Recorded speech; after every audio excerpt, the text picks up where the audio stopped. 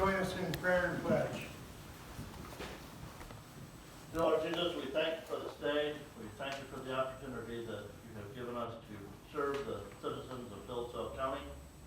We ask that you would give us wisdom and guidance in the direction that, in the decisions that we make. Be with us this day.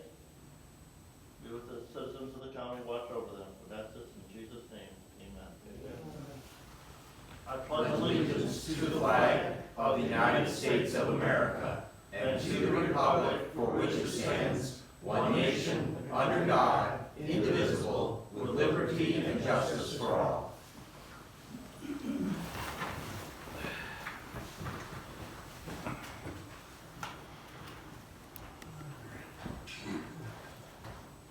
Would you check to make sure the recording is in process, please?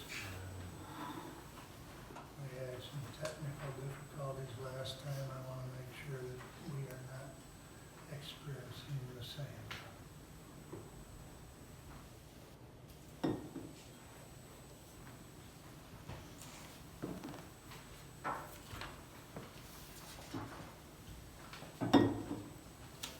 We are on. Very good. Thank you, sir. All right.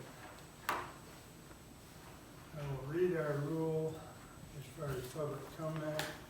A member of the public may address the board after receiving recognition from the chairperson and giving his or her name. Public comment shall be limited to a period set aside at each meeting for such purpose, and each speaker shall have the floor for no longer than 5 minutes unless the board grants an extension. Board of Commissioners Rules of Procedure and Bylaws 5.13-3. We also ask you to be respectful, and I would remind everyone that there are 3 branches of government, being the executive, legislative, and judicial. And that whether it be state, federal, or local, we are considered to be the executive branch, not the judicial branch. So, with that, is there anyone that wishes to address the board?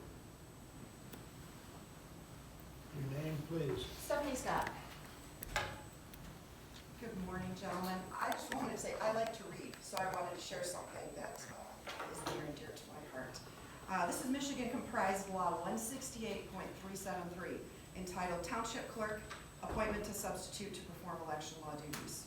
If neither township clerk nor any deputy township clerk shall be available to perform any necessary functions in connection with registrations, nominations, or elections during the usual or required times for performing such functions, the township board shall appoint some qualified person who is a registered elector of the township to perform such functions until such time as the clerk or a deputy resume their duties. Any such person so appointed shall have all the powers and authorities of a duty appointed by the clerk pertaining to registrations, nominations, and elections. Just want to note this law has been in effect since 1957. Thank you. Thank you. Anyone else wish to address the board at this time? Good morning, Commissioners. I possess transcripts from Jonathan Grader's testimony in 2B District Court where the Michigan Board of Election Director admitted under oath issuing unlawful directives to every clerk in the state, including those in our county. He instructed them to delete, destroy data that was to be preserved under federal law for 22 months, effectively telling them to commit felonies. Tragically, Ms. Scott refused to comply with these illegal directives and is now facing prosecution for her principal stand. Meanwhile, every other clerk in the county appears to have followed suit, committing the very felonies she avoided. These include Marty Cast, Abe Dane, who also failed to adhere to MCL 168.373 when the township was required to appoint a new clerk. Where was the recorded vote on that decision? Mr. Dane removed ballots from Adams Township without any legal authority to do so, turning to MCL 168.515. It's It's worth noting that the law imposes no explicit restriction. The legislation deliberately avoided stipulating limits such as hiring only certain individuals, capping expenditures at X amount of dollars, requiring state approval beforehand, or mandating state sanctioned methods. They intentionally left this wide open for the importance of maintaining clean voter rolls. The biggest question remains, where is our sheriff in all this? And why has no investigation been launched into these serious allegations? Abe Dane is the sheriff's friend. Is that why there's no investigation? It's been stated in other 42 USC 1983 lawsuits, civil rights lawsuits, we have rogue public officials in our county, and it really shows, commissioners, because we have a county clerk that violated several laws and is still administrating our elections. I have the transcripts here from Jonathan Brader's testimony. I didn't print out the transcripts for Abe Dane, but I have those. I want to submit these for the record, for the public. Thank you. Thank you. Anyone else? Anyone else? Morning. First off, I want to apologize to Doug because I talked to him last night and I didn't find your email, so I did find the email. To that, I sent you guys 2 emails last night. Anyone received them? You did? I forwarded them to the other commissioners because I didn't see where you would send it to everyone. Okay. I see where you sent it to Brad. I know I sent it to Brad and Doug. I don't really trust these guys. I think everybody's seen them, Lance. Okay, good. Go ahead. So I guess this is your opportunity to actually, do your jobs or be complicit. Make that decision now, or it's up to you. The next day. Thank you, Lance. Anyone else wish to talk, wish to address the board at this time?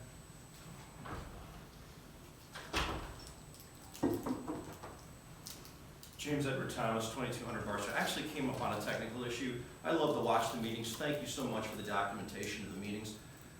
As I tried to consume the meeting on YouTube, I believe the last 2, maybe 3, the public comment, the first public comment was either cut out, or maybe there was none and I didn't see the procedure where it was called for, and it wasn't up. I wasn't able to consume the public comment. I have not compared that against the minutes to see if I missed something. I just wanted to say, hey, I thought there was a glitch, or maybe I had an operator error. Thank you. Anyone else wish to address the board at this time? There will be a second public comment. All right, hearing none, we'll move on. I entertain a motion to approve the consent agenda. So moved. Right. Brent, I'll motion, support you it. support it? Yeah. All right, thank you. Any additions or corrections? Hearing none, all in favor, signify by saying aye. Aye. Opposed, same sign. Consent agenda is approved. Correspondence is listed. Any comments on correspondence at this time?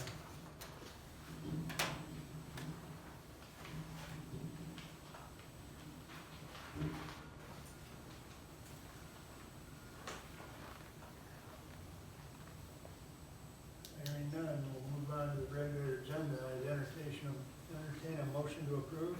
Move to approve regular agenda as presented. Support. Any additions or corrections? Whoops, sorry, folks.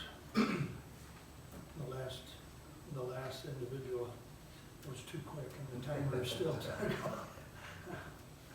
All right.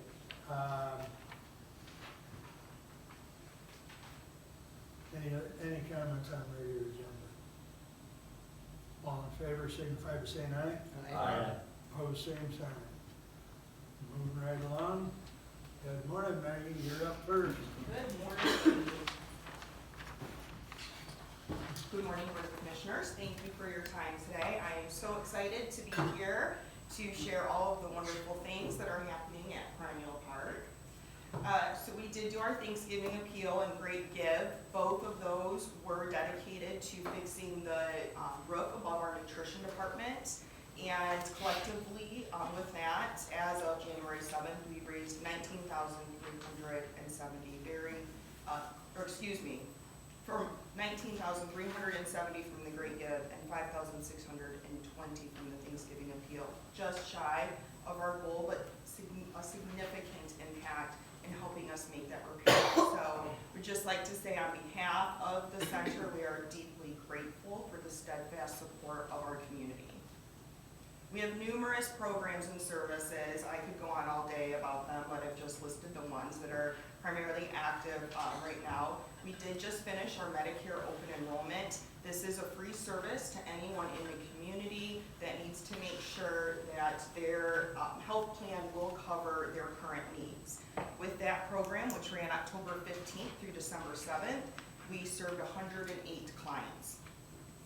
Our technology assistance classes resume in collaboration with Hillsdale High School National Honor Society students, as well as the Hillsdale Area Career Center. We will be doing specific classes coming up for the clinics. I've noted them on the report I submitted, but they start January 14th and go through February 18th. Anything from internet basics, email basics, cybersecurity, mobile device basics, to streaming television and QR codes. Our support groups continue to run. As a friendly reminder, anyone that is interested in attending our Parkinson's disease support group or our Alzheimer's disease support group, there is free respite care available at the center, so those caregivers can attend that. The Parkinson's meets the first Thursday of every month. Alzheimer's meets the fourth Wednesday of every month. Kinship care is supporting grandparents, raising grandchildren, meets 1:30 to 3. We continue to host community collaborative events, including our annual Lifeline screening event and our American Red Cross blood drives. We continue to host Connection Cafe in collaboration with Wellwise Area Agency on Aging. That is the third Wednesday of every month, and anyone is welcome to participate in that, meet people, enjoy food, and a new topic every month. The next meeting is on January 21st, and that topic is Protect Yourself from Scams. The center continues to host bingo the first Thursday of every month. Doors open at 5 and bingo starts at 5:45. We do need volunteers, so if anyone is interested in volunteering for bingo, please contact Elaine Hilliker at the center. Our senior breakfasts are back. These are hosted on the second Wednesday of every month. On January 14th, we welcome State Representative Ms. Jennifer Wartz to discuss legislative changes and updates. We continue with our fourth annual mitten tree collection. This is something the center does every year. We collect hats, gloves, mittens, scarves, and we donate them to a different school. This year we chose Reading Community Schools. We also welcomed Reading High School for our congregate lunch and who presented wonderful Christmas choir concerts for our guests. We continue with our quarterly podiatry clinic, and that is coming up, I believe, on January 24th. And again, this is a lot of information. All of this information is available on our website or on Facebook or Instagram. Our Angel Tree program this year helped bring Christmas joy to 106 older adults. Last year was our record year of 103 people, so we did just pass that record goal from last year. We'd also like to thank Dr. Pataki's office, Reading United Methodist Church, and the family of Mary Candy, who all contributed to that success. We did something new this year with Breakfast with Santa, and that was a wonderful success. It was truly embraced by, I saw so many grandparents there with their grandchildren and children. We welcomed 91 guests. Special thank you to all that supported that event, including Barrett Insurance, Green Energy LP, Edward Jones, Knapp Chiropractic, Dr. Lewis White, and Walmart. Our Fresh Produce Initiative ran April through December, and That is in collaboration with the Hillsdale County Community Foundation and the Litchfield Library. I'm very proud to share that during the duration of that initiative, we distributed 689 fresh produce bags. Our Subs for Funds fundraiser is back. So if you're interested in purchasing a sandwich for the big game, please see me or Dan. Some of you may have remembered that Dan did get the gold star yesterday for selling the most subs to our Board of Commissioners. Upcoming events are our March for Meals Champions Week, our Good Friday breakfast, Mother's Day lunch, and we will be doing pallets and pedals this year. With all of my reports, I include testimonials and messages of thanks because I do think it's important that you hear from the people that we're servicing. So I would like to read those now. Once again, as I give thanks to God for my food, I also give thanks to all who make it possible for an enjoyable dinner on my table every day. God bless and thank you all for all the working personnel and volunteers. The center is a blessing to our county. Merry Christmas and Happy New Year. Hats off to the kitchen. The meals are delicious. May you all have a blessed Christmas and Happy New Year. Thank you for some good food. I cooked in grade school cafeteria for several years and I know how much work it is. We appreciate your work. Wishing you all things happy and hopeful. May the spirit of peace gently fall on your hearts and homes in this most wonderful time of year. Thank you for your continued service to so many. I just wanted to thank you and let you know how much it means to me to have all the fresh fruits and vegetables each month, which are not included in my budget, and especially the extended 2 months and the surprise extras in the November package. It is organizations like yours that make life a little easier and more healthy for people like me. Bless you all for your love and concern.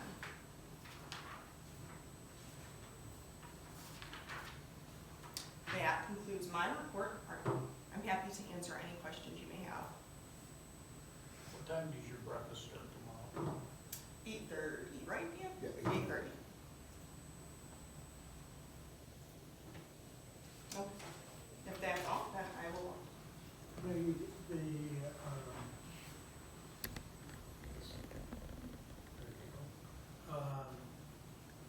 maybe you touched on it, I apologize, but could you explain a little bit more about the kinship care support group? Yes. So the Kinship Care Support Group supports grandparents raising grandchildren. So there's a support, so the support group is held once a month, and that is on, I won't tell you wrong, the second Wednesday of every month from 1:30 to 3 o'clock. In addition to the support group, we do reserve funding every year to help grandparents with any financial needs to help with caregiving. So sometimes that's looked like paying for a T-ball scholarship or helping with back to school expenses. And so those are just a couple extras that we can provide with that program. Thank you. You're welcome. Now the fun part. I was gonna say, you guys get the boring stuff. We just finished up our audit for our FY '25. Everything went smooth, waiting on the report for that, and hopefully we can come back and report on that. We're working on closing up December, so I can't give you the first quarter of FY '26, but I can give you the first 2 months totals. We're looking pretty good revenue, actually better than what we were expecting, thanks to Wellwise and our other partners and our fundraising. Our fundraising has only increased over the years that I've been there at the senior center, and it's very inspiring to see the community come together for this. But as you can see on the report, we're sitting pretty good. For the first 2 months, we netted $24,557, and hopefully we continue to grow like that. We are looking at amending our budget for FY '26. As things have changed after the first quarter and things are looking a little better than expected. Any questions? Just a comment, and we didn't have this financial report till yesterday, Dan. But can you make it so that you don't miss out some of your column headings. I see that, yes. Thank you. That's those technical things. Honestly, if that's the worst, that's fine.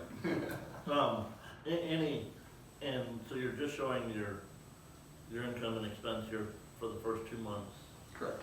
Where does that compare to where you were budgeted? Actually, we were budgeting for a net loss of about $3,000 per month, so, yeah. Things were much better. And our budget, original budget was very conservative as well, so that's why we're looking at amending that. Well, I just got to put a shameless plug in for themselves. Yeah. But, you know, they said the big game, and I see that you can't get them until February, and I thought the big game was Monday. That Indiana goes for their first national championship.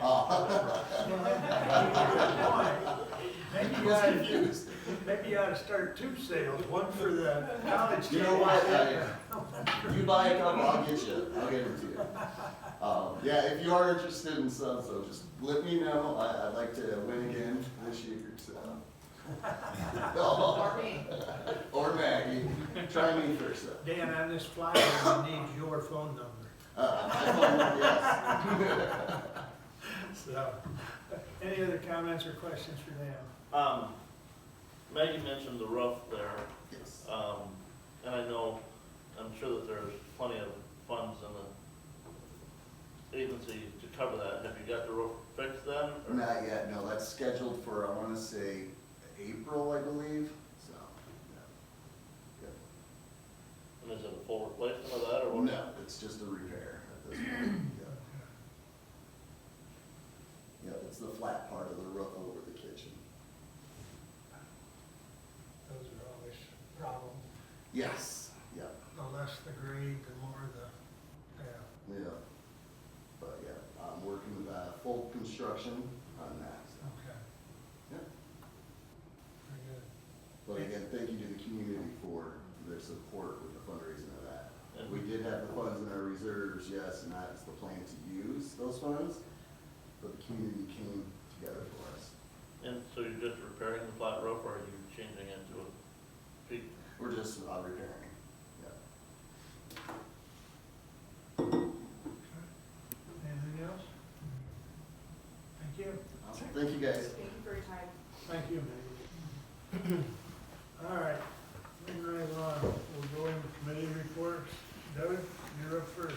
I have action items today. I'll give the first action item, resolution 26-006 to Honorable Board of Commissioners, whereas Hillsdale County Board of Commissioners authorized signing of documents for the sale of Hillsdale County Annex Building, which houses To Be District Court, by resolution 23-077 on April 28, 2023, and whereas Hillsdale County Board of Commissioners contracted with National Center for State Courts to provide a courts needs study. And whereas National Center for State Courts provided Hillsdale County with a needs study along with concept drawings for relocating To Be District Court to 25 Care Drive. And whereas Hillsdale County Board of Commissioners awarded expressive architecture in the amount of $129,995 as approved in Resolution 25-080 for professional fees and services regarding architecture, engineering, and optional services of interior design, finish selection service, and electrical engineering design to incorporate a standby generator for relocating To Be District Court to 25 Care Drive. And whereas Swint Consulting Services LLC has provided a proposed preliminary draft estimate of $3,566,127 for renovating 25 Care Drive as location for To Be District Court. Now therefore be it resolved that Hillsdale County Board of Commissioners will relocate To Be District Court to 25 Care Drive. Respectfully submitted, and so moved. Doug Engels, Chair, Facilities Committee.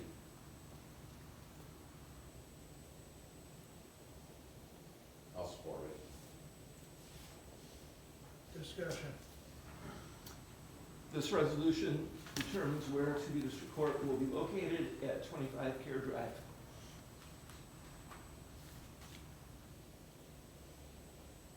Randy? Front and center, please.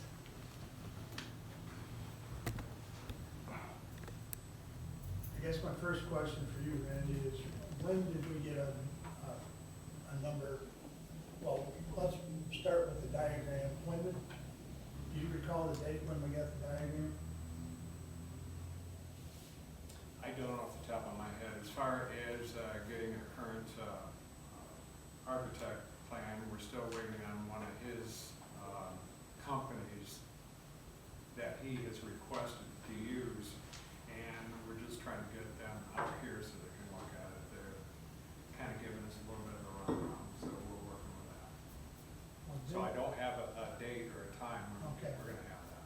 But you've gotten a number on the cost, correct? Yes, I do. That is a separate thing that I had done. I had hired an outside company to go through the proposed blueprints with the architect and give us a number on what they feel is the ultimate cost. I believe I sent that out to everybody, but I'm not sure that everybody actually read it, or I have here in paper form also. And that is in their pack. And that was dated October 2nd. Well, you said, Brad, that was dated October 2nd? Yes, if you look at the attachment to the resolution, Right. the date, upper right-hand corner on the first page, to October 25. Well, and the author, the motion, or, excuse me, in the resolution, it's referenced with 25-080 as far as the money, the $129,000. That was authorized on May 27th. And I guess where I'm going is we've got, what's been going on since May to this point where we're looking at this, shouldn't this have been in front of us a little sooner? This resolution was brought in October or November and defeated. Then we still had no financial. Correct. number. We had no number at that time. Right. We have the number now, which is why the chairman requested that it We had a come to number. us. Yeah. I understand that. But I also wonder, and I'm asking why, once we got the number, which, as Brenda's pointed out, was October 2nd, why wasn't this brought to the board at that time? Because we had the number.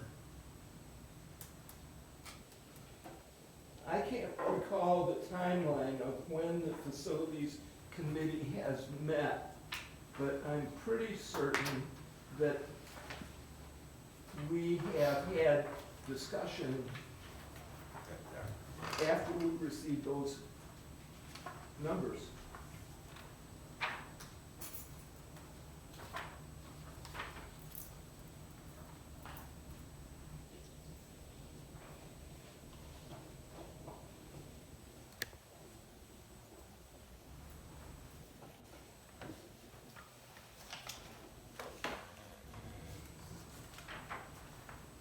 Question.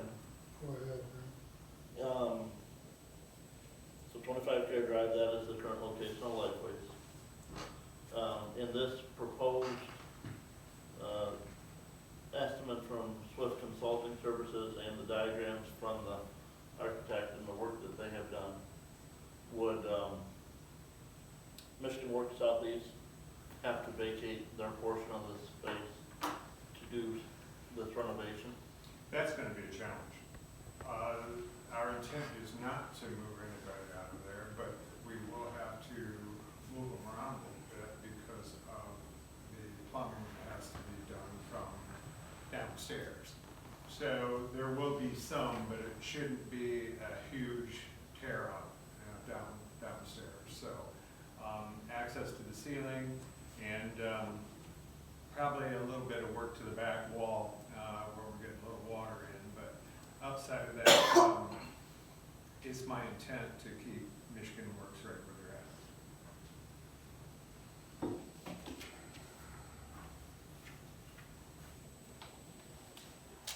Do you remember when you first brought this to the facility committee?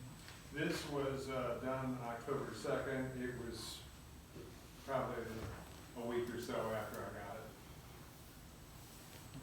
I probably didn't put it in my calendar, but, you know, I was in several days that following week, and I think we probably piggybacked it off of one of the days I was in town. So I know that's what we tried to do.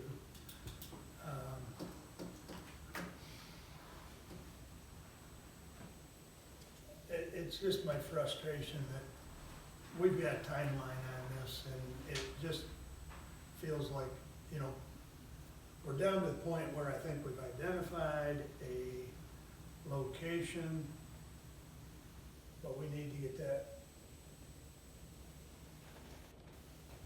finalized, which is the intent today. And then we need to figure out how to fund it. And I think that's the elephant in the room. And so, I think it's germane to that discussion. Go ahead. So, Facilities Director Finley had sent to you and me You know, this on October 29th, the estimate. I take your word for Yeah. it. I couldn't find it, so, Yeah, October 29th. okay. And the question was at that time, do you want to handle it? And then we've had certain discussions since then. But, you know, as I know, Brett, I feel like the time is ticking, and we're, So here we are today, Yeah. and we need to vote on where 25 Care Drive is gonna go. And, you know, for all the reasons you're saying, that we need to find the funding, we need to make the plans, we have wheels in motion. We spent, my guess is, in about the area of $200,000 to try and get to this thing. By the time you look at architect and consulting fees and need studies and so on and so forth, and time spent, as a matter of fact, you know, today is a good day to make that decision that we're going to 25 Care Drive. well, first of all, I would hope you haven't spent $200,000, because you've only been authorized Well- 10,000 and then 120. But- No, Commissioner, we, Was there one that I'm missing? yeah, we spent $50,000 on the first grant study for Okay. National Center for State You're Courts. right. You're Then right. the additional 10,000, so there's 60, and then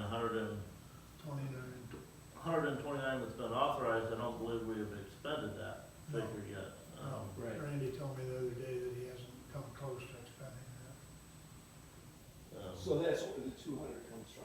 Thank you. I forgot about 50, but And I think that there were some concept drawings for the DHS building as well that probably were as part of those. could be fees. considered part of And- it. Because we did look at that space as As well. well as that first 50 also provided concept drawings for additions to the historical courthouse. Yes. So, And I know, I believe we still, if we expended all the 130,000 for the architect, the sale of the annex proceeds, I think we would be left with about 250,000. And I'm looking at a let's just say 3.6 million, you know, if you add 10% for contingency, you're $4 million. We don't have the budget capability of funding that. In the current revenue structure and expenditure structure that we have, $4 million, how are we going to pay for that? In addition to paying for that, when LifeWage moves out, we also lose revenue. Or we have to make up that revenue as well, or we have to cut expenses. So I cannot support, you know, saying, well, we're gonna move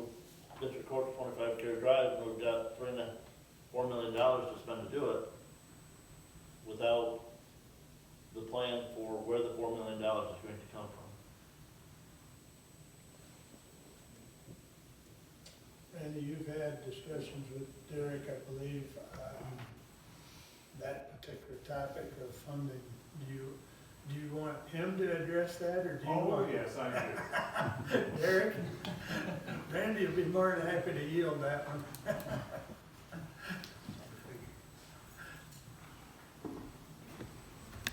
So, you know, I've talked to Randy, I've talked to Commissioner Ingles, talked to Commissioner Weininger. We obviously have a tight budget, we saw that with the 25 budget process. The way things are structured now, I don't see where funding would come from. Obviously, you'd have to borrow the funds, and so you're talking about some kind of bond repayment is what you're really talking about funding, which is, we wouldn't know what it would be until we did that legwork, but call it $200,000 a year that you'd have to find, or you'd have to, you'd have to change our current budget structure to be able to fund. That's on a 30-year payback, right? That's on 30 years. 30 years.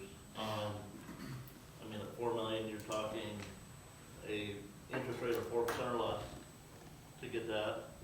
And that's not counting the $130,000 of lost revenue. Correct. If you added that in, then you're talking about 330. 330. We get some increased revenue based on, tax collections, but we have a pay schedule in place. We have unions in place that have, scheduled wage increases that I would see that would take up most, if not all, of any kind of tax revenue increases that we get year to year, assuming we can get any tax revenue increases. So as I've told Commissioner Ingles, you'd have to change how the general fund is structured now to be able to do it. That's nothing that I've started doing. I've not looked at, hey, if you cut this, you can do it, okay? So I'm not prepared to really say how you would get there, but that's what you would have to do, I believe. But we would have to cut something.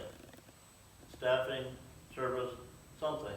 Or find some additional revenue that we're unaware of at this time. Go ahead, Doug. So by statute, we are required to fund certain items. We also fund certain items that support those things we're required by statute to fund. The third element is items that the Board of Commissioners choose to fund. As Finance Director has said, the way it is currently needs to be shifted. And if that's the case,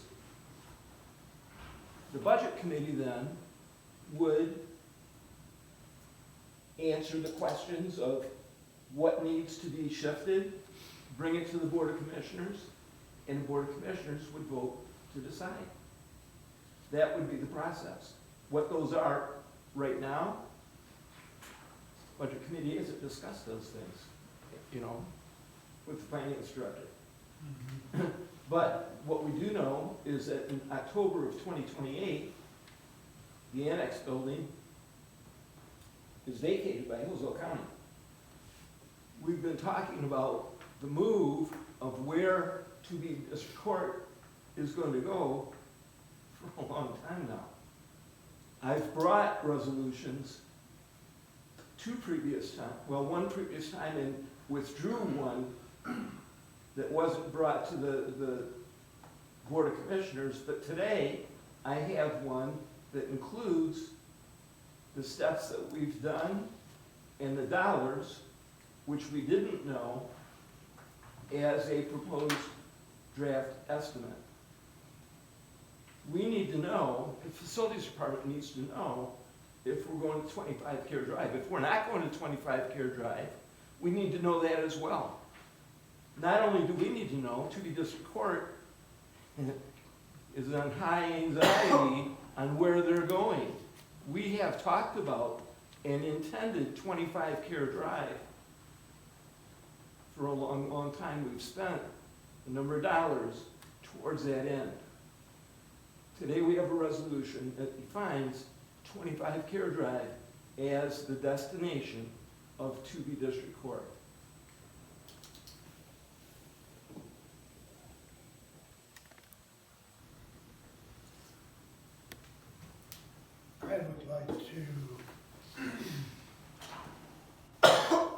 suggest an amendment to the last sentence, that after 25 Care Drive, remove that period and add a comma, and simply insert upon securing funding. I'm friendly with that. Do you support that? I'm friendly with that, yeah. Okay. Are we doing a formal motion? I think it should be a formal amendment if you're okay with that. We'll vote on the amendment. Is there any discussion on my amendment? Just from point of order, I just want to be clear that you made that proposed and Commissioner Ingles has supported it.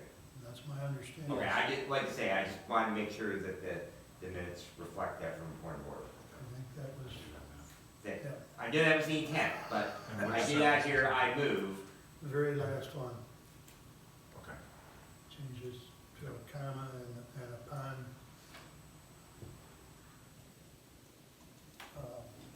preparing funding, I think is what I said, Secure. or securing funding, yeah. All right, any discussion on the amendment? Roll call. I think it'd be wise. Commissioner Collins. No. Commissioner Wiley. Yes. Commissioner Bensing. Yes. Commissioner Leininger. On the amendment language, yes. Commissioner Ingles. Yes. The amendment passes excuse me, the amendment passes 4-1. All right, back to discussion on the resolution as amended. Is there further discussion? Is there any further questions of either the facilities director or the finance director? Brent, go ahead, or Brad. Thank you.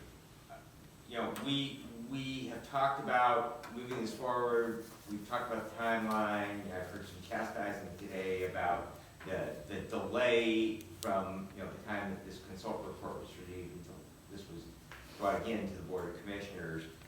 What I want to know is if we are going to vote today on securing funding, what is the plan to secure funding? Who is going to move that forward? And when are we going to have a report back to the board on how we might do that? Well, I think that would be referred to the budget committee and the finance officer. And I would, personally, I would expect a report back next meeting, if that's acceptable with you. That's fine with me. I just want us to have a clear and concise plan, because we've kind of added something in here that obfuscates what we're doing, because we can't move forward with the plan. Now, if we vote on this resolution as amended, then we have to have financing in place, or at least how we're gonna pay for it. I just wanna make sure we have a plan on how we're gonna move forward with that. Well, I think according to the rules, the chairperson can appoint a two-person committee to review that, and that two persons would be the budget committee, and we would add the finance officer in. So I'm good with it. I just, like I say, I just want to be clear and concise. I think that needs to be duly noted. So that will be their assignment, and it'll be under the budget committee for a report next meeting. So I'm asking the clerk to make that an item for the budget committee for the next meeting. So just what you wanted, some more work. So, but to that point, Commissioner Benzing makes a good point. So, And my comment is, we can come back and say, well, this is how we would secure the funding. The issue then becomes, how are we going to pay for it once we secure it? well, I think that's part of So- your assignment as well. I mean, you need to bring the whole package Well, back. it has not passed yet, Commissioner. Well, this is true. This is true. But should it pass, that's the directed direction. Would a millage be out of the question to try to secure funding instead of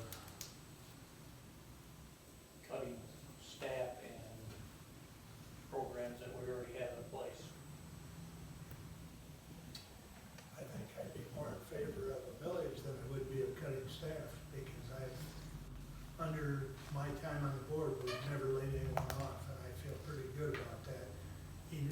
And there are less people employed today than when there was when I came on board. As far as our treasurer's office, clerk's office, I'm not, you're looking at me and I know what you're thinking. The courts have more people, but in respect to our core functions of the clerk, the treasurer, and so forth, we are at least one or two people less than when I came on board. So, but I know from your look, you're thinking the courts, and you're absolutely right. Countywide, they're not. There's more people there, so we'll leave that one alone for the moment. Doug, go ahead. So we're getting a little bit off Yes, topic yes. in terms of talking about a millage. And if we were to go down that path of discussion of a millage, that will take us off of, you know, discussing 25 Care Drive. I don't think that a millage, Well, I think that question's germane to the assignment to, should it pass? yeah, I'll make that, but that village subject is germane to the assignment to the budget committee, yes. so. All right, anything on, before we vote on the resolution? So we're gonna vote on the resolution as amended, and we will need a roll call, please. Commissioner Wiley, Yes, Commissioner Bentley, Yes.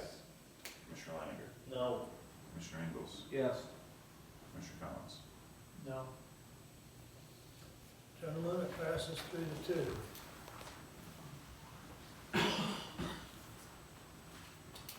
Thank you, Randy and Derek. All right, please continue, Doug. Okey-dokey.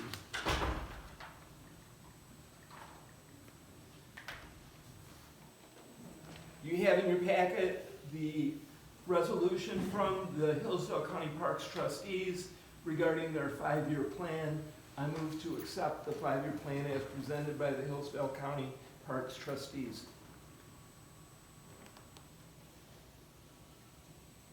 Support. This was held, a public hearing was held at the Parks trustees meeting.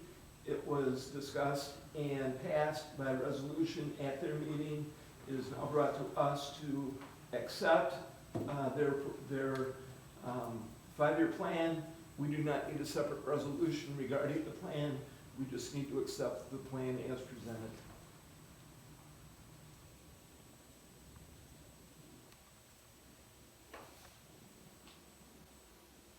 That doesn't, just a reflection in our minutes that we've passed this, we don't need to sign off on this other than by motion. Is my understanding correct? All right, is there any question or discussion? All in favor, signify by saying aye. Aye. Aye. Opposed, same sign. Motion passes. Please continue, Doug. Thank you.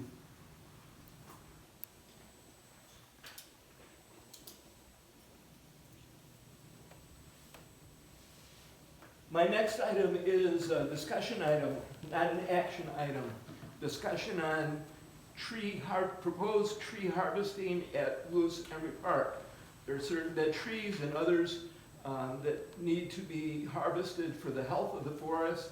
Quotes have been received at the Parks trustees level, and Parks Director Mike Wertz is here and ready to answer questions and discuss the project that they hope to accomplish with the trees at Lewis Emery Park. Mike, thank you. Thank you for having me on here, gentlemen. This is not a mite grab. It is for the health of the park as well, but we would actually benefit from some of this harvesting. I've had 3 different folks, 3 different companies come in, gave me estimates, and we are looking at putting about $40,000 back into the park. And that would be in addition to our appropriation. That way we can use these funds to fund the projects that we did not get funded, such as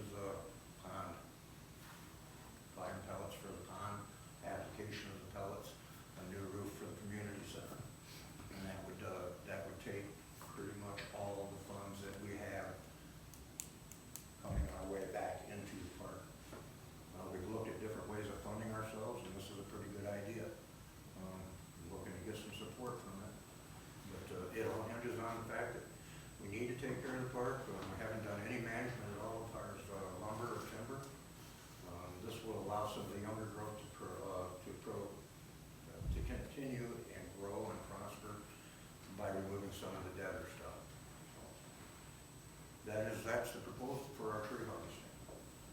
So, Mike, I guess, you've had 3 companies come in Yes, sir. and give you estimates as far as harvesting the timber. Correct. So the $40,000 is generated from the sale of the timber. That is correct.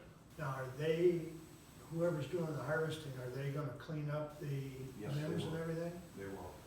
What about the, I'm sorry, I don't mean to interrupt, but I would propose to leave some of the tops yep, for bunny housing and things like that, for the wildlife that is in the park. okay, But for the most part, everything is gonna be cleaned up. This is off most of our well-traveled areas, okay. so it's not gonna impact any unsightly stuff. So you're not planning on stump removal then, or what? No, not the stump removal. Okay, okay. Any other questions? Go ahead, Brad.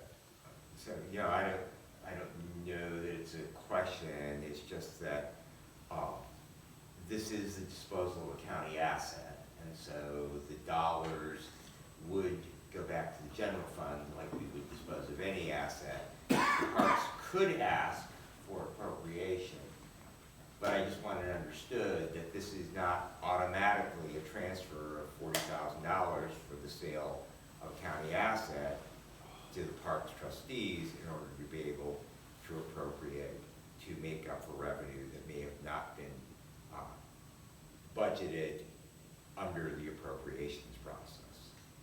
I understand that, but the funding would be used to augment our $355,000. That's the disconnect. It's not an augment. It is a general fund asset. It is no different than we were to sell any other item that was owned by county government. That money goes into the county general fund, and there could be a request made for an additional appropriation. But this is not an automatic augmentation of your budget, and I just want that understood for the record, that, you know, those dollars are not available to spend until a request is made and a budget amendment has been approved. Absolutely. Okay. Budget Chair, please. I have a couple of other concerns first. My first concern is potential deed restrictions on tree harvest. Because that property was gifted, in essence, to the county by the State of Michigan Department of Natural Resources for public purposes. And has any legal counsel been sought out to discuss whether harvesting trees on that property conforms with that public purpose designation in the deed that the county received ownership of that property from? I have not done any of that research yet. Okay, so I think that needs to be done. Additionally, back to Commissioner Benzing's comment regarding disposal of a county asset, you know, if we're going to work to harvest, if we can harvest trees from there, and I know the deed restriction out at Tally Park is even, you know, you can't cut a tree there unless it's, Actually hits the ground. well, or unless it's Danger. a danger or a hazard, because in that deed restriction. But I think, you know, as just, thank you for reaching out to the 3 companies, but I think our asset disposal policy says we actually have to publish that we're seeking bids for that. And so we have to, there's a process to go through, so the 3 bids that you got, you know, thank you, but we have to comply with that asset disposal policy, which may mean, you know, here, we're gonna mark the trees that we're gonna consider selling, submit sealed bids, and we open them and determine who the winner is.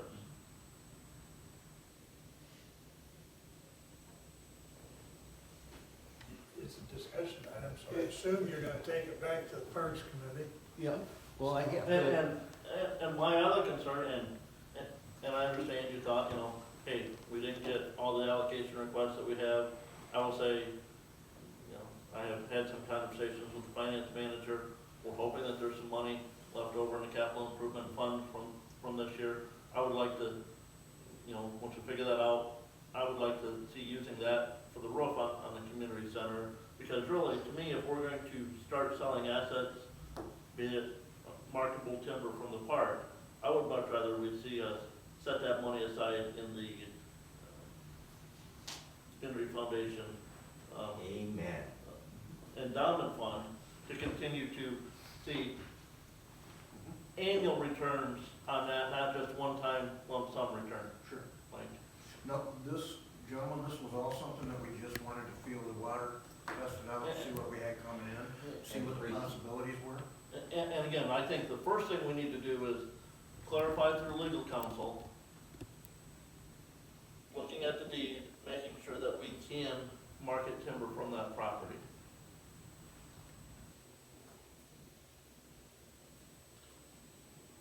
I mean, I agree with you as far as the potential deed restrictions. I also agree with the, following the policy.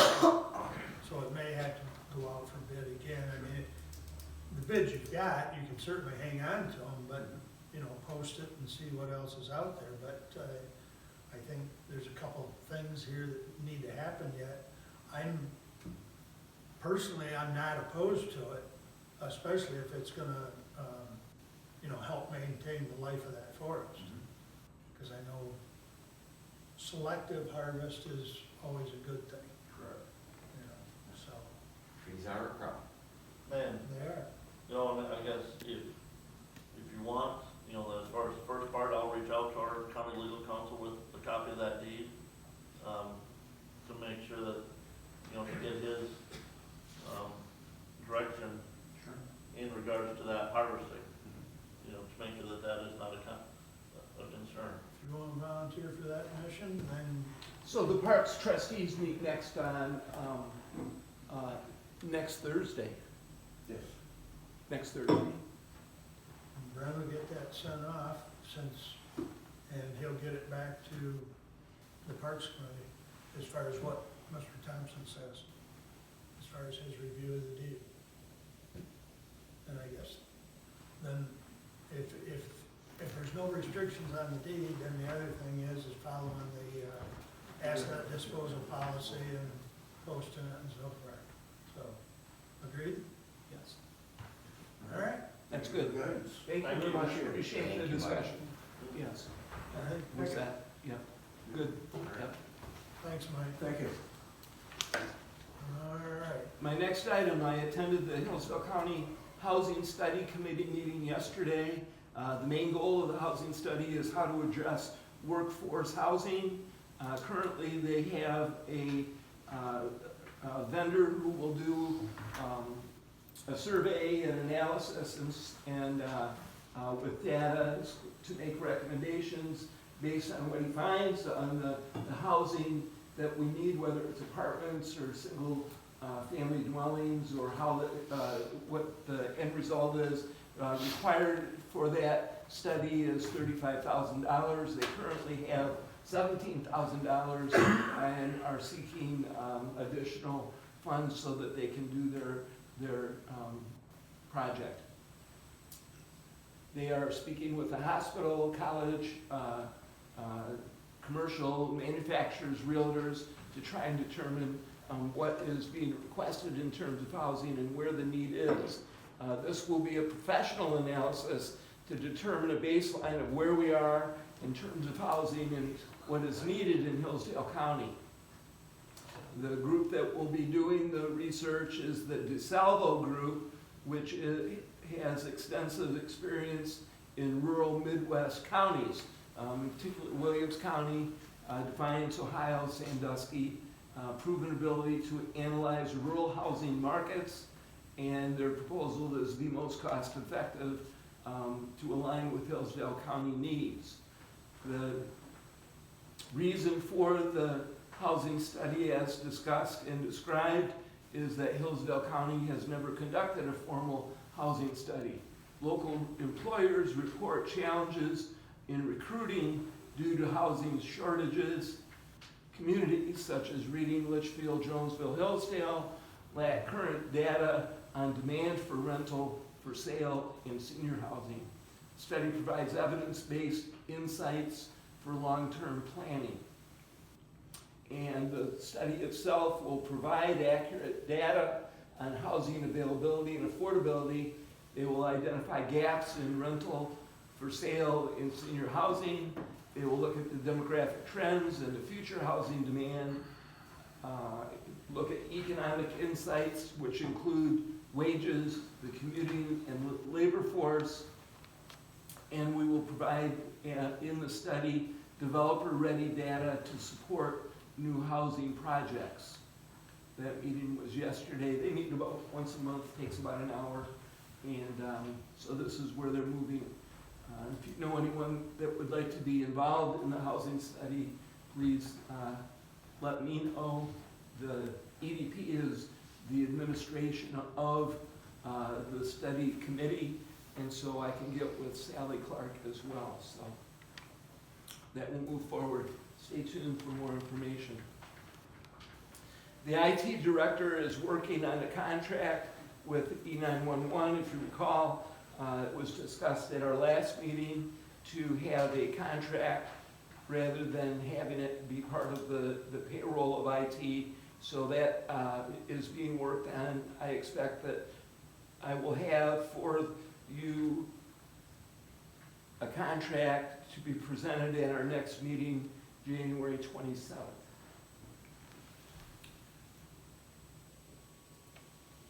With Michigan Works Southeast, currently there are 100 full-time, part-time jobs available in Hillsdale County. If you need information, please contact Michigan Works. Sandy Valance is our local manager at Michigan Works Southeast. She's happy to answer whatever questions if you're interested in full-time or part-time employment. For materials management, the next meeting will be Thursday, January 29th, 6 o'clock in this room. Anyone who is interested in attending is welcome to attend. It is a public meeting. From the Road Commission, in the manager's report, he described that new fuel pumps are being installed at the Road Commission.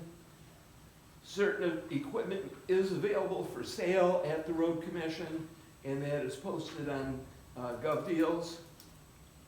The township meetings are complete for the 2026 projects, and gravel roads are in rough shape due to changes in the weather. Many locations need to be addressed, and that will be ongoing through the winter as possible and in spring scraping. So those roads are quite a challenge right now. They're addressing it what they can as they can. And that completes my report for today. If you have any questions, comments, please ask. Did the road commission discuss crosswalks yet? No. I had seen an email, I think, come through yesterday that Jackson County has instituted their crosswalks already.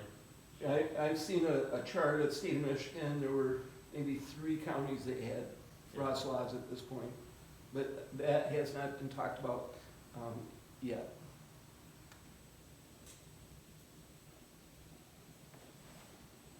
It's been a off again winter as far as the temperatures.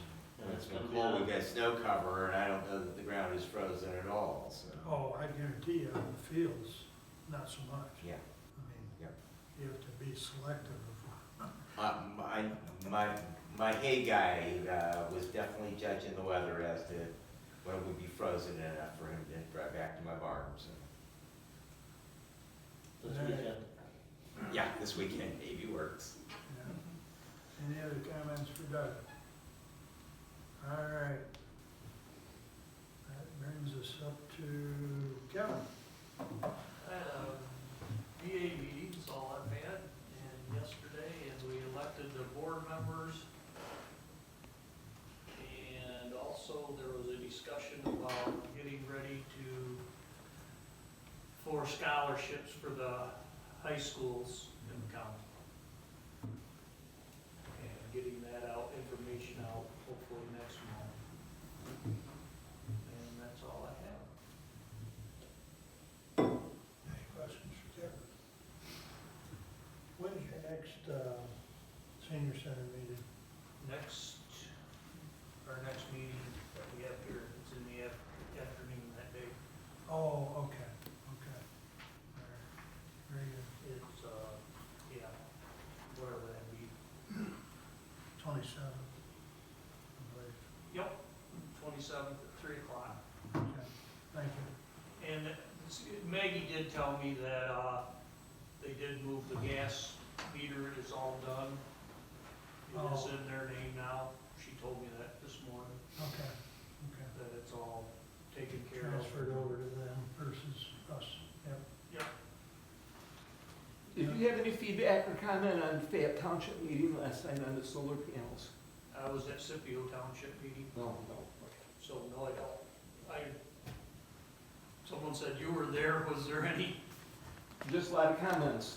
They had 40 individuals stand up and make public comment, and major concerns were the financial connection between some of the supervisors in land sales for the solar panels, also environmental concerns, and which include not only possible pollution off the solar panels, getting into the groundwater, but also just the aesthetic look of solar panels in comparison to, some of the folks had, purchased property to have retirement homes without solar panels, and the concern is now I'm surrounded by solar panels, and, my pristine view is no longer, of woods, it's gonna be of solar panels, and my property is surrounded, many comments of that nature.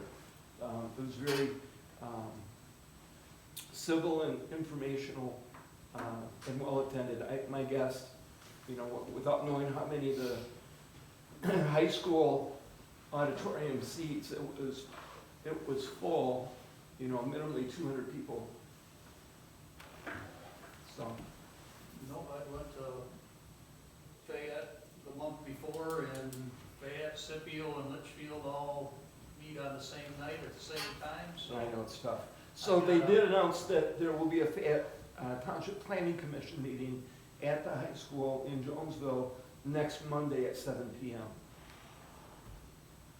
And they will discuss again the solar panels and the project, and they seem to say that there would be an application that would require approval at that meeting. So, I know there's plenty of it in the news about that. Because the meeting was rescheduled, because it was supposed to be last week, wasn't it? It was actually, yeah, The planning It was- the planning commission was supposed to be last week, Monday. yeah, the Okay. planning commission was last week, but they ended up canceling it because there were 60 people showed up, Okay. and they didn't have room for them in our community center. Their hall is If you ever been in there, there's like 10 chairs, I've been there, so. you, but it's cozy. it's, yeah, exactly, it's a good word. It's bigger than Moscow's, but not by much. Yeah, yeah. All right. Well, anything else on that? All right, moving on then, brings us up to Mr. Brad, your turn.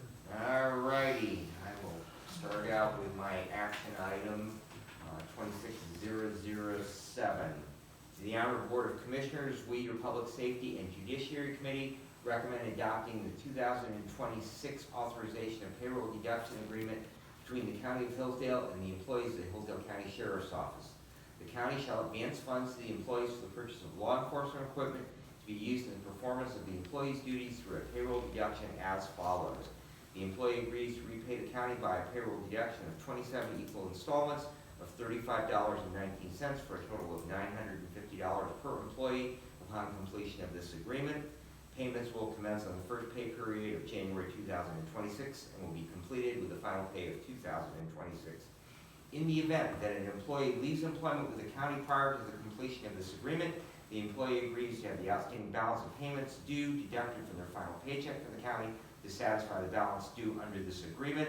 And this deduction is to offset $10,450 to be paid out of, and I'm sorry, I do not have the account number in that resolution. I did submit this to finance and did not get that back. To the Michigan Police Equipment Company, 6521 Lansing Road, Charlotte, Michigan, 48813, and I would move for adoption.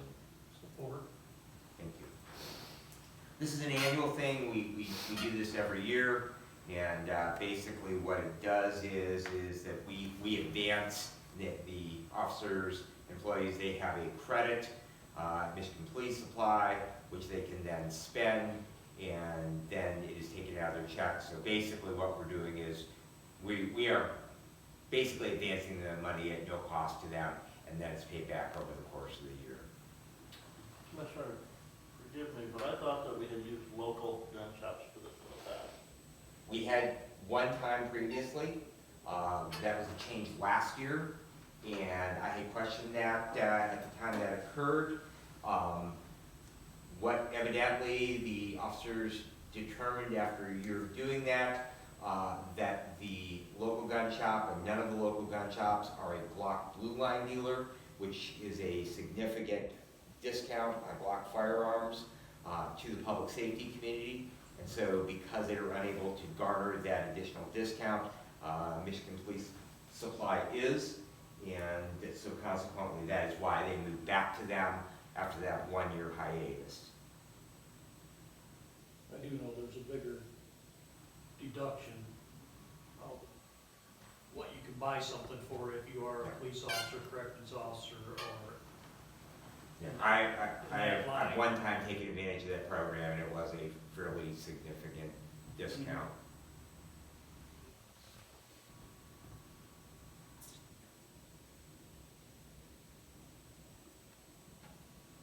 Any other comments? I got one that, Found a typo. What's that? There's a typo. Well, before Dave says anything, step up to the, Dave always wants me to ask you to, Oh, me? please, if you found a typo. I'm just like, Charlotte should be capitalized. Yeah, I apologize that I noted that when I printed my resolutions, that evidently that word did not catch the lack of capitalization. If it did, it was probably midnight or so when I typed it. It's fixed on the one I have here. Oh, thank you. That was just a clerical. Thank you, Stephanie. Did you get the account number from Garrett? No, that's blank. All right, we'll get that filled in. with inflation, should it be more money? I believe we boosted this a couple of years ago, Commissioner. It was So- 600 for. Yeah, for a long time it was 600, and we moved it up to the 950 a few years ago, and there was no request to go any more than that, so. Okay. So, No, I just wondered if yeah, so, 950 support, Yeah. you know, gives I, them the you know, I think fifth generation, I mean, if they're buying the new just came out, Gen 5 blocks, I think that those are probably going for $450, $500, you know, whatever accessory, light or, you know, leather for anything else they might add on, so. Okay. All right, anything else?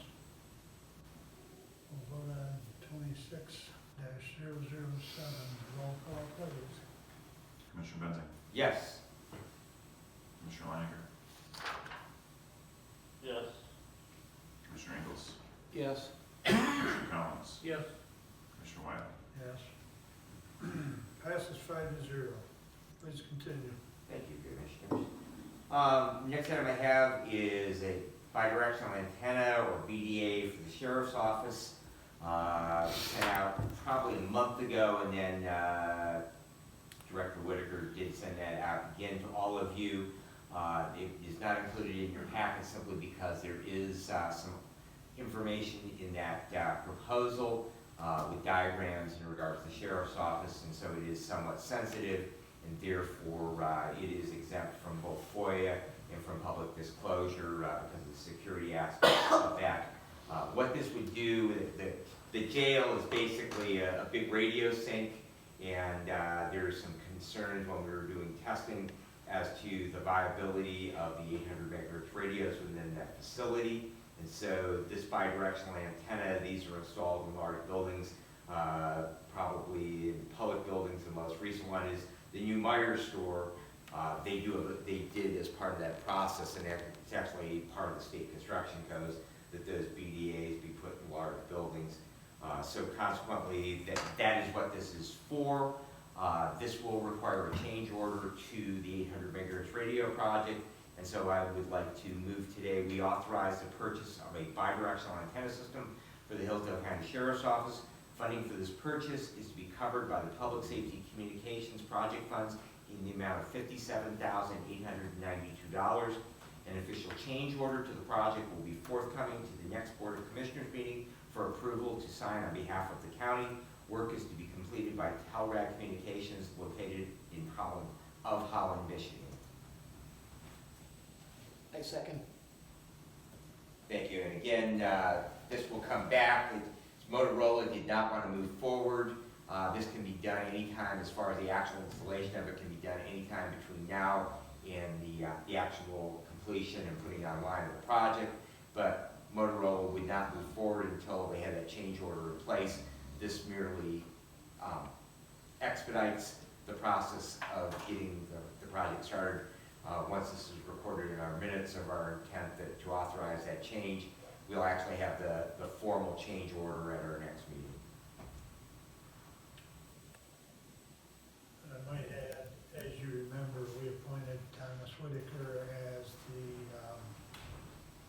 project manager, and he did discuss this with Brad and I at length yesterday, and we were in agreement that we needed to get it going so that there's no holdups going forward, so we want to keep the project going so it opens up or starts on time, so.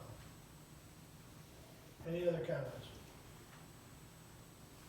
Everyone understand the motion? All in favor, signify by saying aye. Aye. Opposed, same sign. Thank you, gentlemen. Thank you, Commissioners. Mediation with the dispatch soups is set for February the 19th. Mark and I will be meeting with the lower unit, or the members of the former lower unit. As their union has given them notice, they will no longer be representing, and they will be moving to the county wage schedule. Mark and I also met with the employee committee yesterday, and we'll be presenting some handbook updates for adoption in February. County Fire Academy commenced on January 6th, and we have 11 students from fire departments across the county, and then we have 2 students from Branch County, so 9 from Hillsdale County and 2 from Branch County as part of that 2026-27 Fire Academy. Monthly meetings in the district are about halfway through. I have 2 tonight and 1 tomorrow, and that will take me through my 7 for the month. And just wanted to remind all of you again that registration is open for mental health first aid for all of our employees on February the 17th.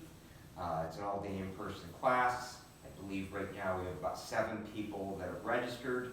And if you are interested, please send me an email so I can add your names to the list. And just a general reminder again to all of our county department heads and our employees that we would like to have a good turnout for that. In this room? It will actually be at Lifeways. When I emailed that out, I apologize for that. We actually, CDRT Child Death Review Team, normally would meet in the Lifeways boardroom. It was booked for mental health first aid, so it will be out. The class will be out of Lifeways. So, and CDRT will be in this room at noon. And all day starts at 9 o'clock? Yes. Lunch will be provided. Thank you.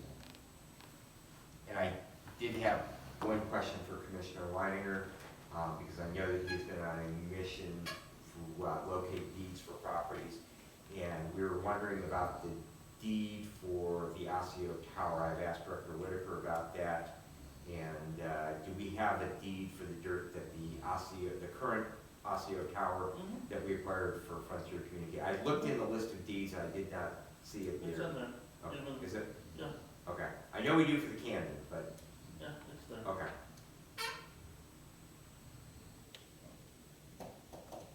Thank you. Okay. Anything else? That's all I have unless there's questions. Any questions or comments? All right. Does anybody need a break before we get going with Brent's laundry list? Hearing none, get rolling there, Commissioner. Resolution 26008, to the Honorable Board of Commissioners, we authorize $25,000 Mark Wiley, Chairman, to sign the attached agreement between the County of Hillsdale and Reading Emergency Unit Number 1, whose address is 30 Monroe Street, Hillsdale, Michigan, 49242, with an effective date of January 1, 2026. I move for adoption. Support. And Commissioner, all these resolutions are dealing with the ambulance contracts that have been sent out. I believe RU has actually signed and returned theirs. There was a slight change in this compared to what was in the December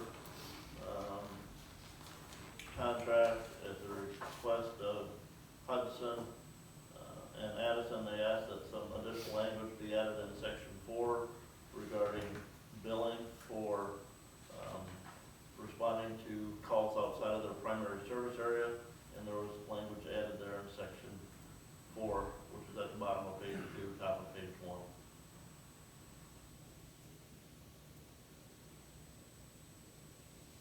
And that language that agreed to between the agencies remains as presented, because I It does remain as presented, yes. okay. And I did speak with Director LaPorte yesterday. She did confirm she had signed her copy. I know I talked to Chief Freese from Somerset a few weeks ago, and he wanted his board to approve it. And I had a conversation with Supervisor Shaw last night, and a phone call with Mr. McNabb at Brett Walden this morning, and we'll be getting his in, so. that's Very, fine. very good. And if I might continue, I just wanted to express that, some continued concerns that I have in regards to the contract. And this is collective, it's really, number one is that we basically have an agreement, but there is no minimum staffing requirements with any of them.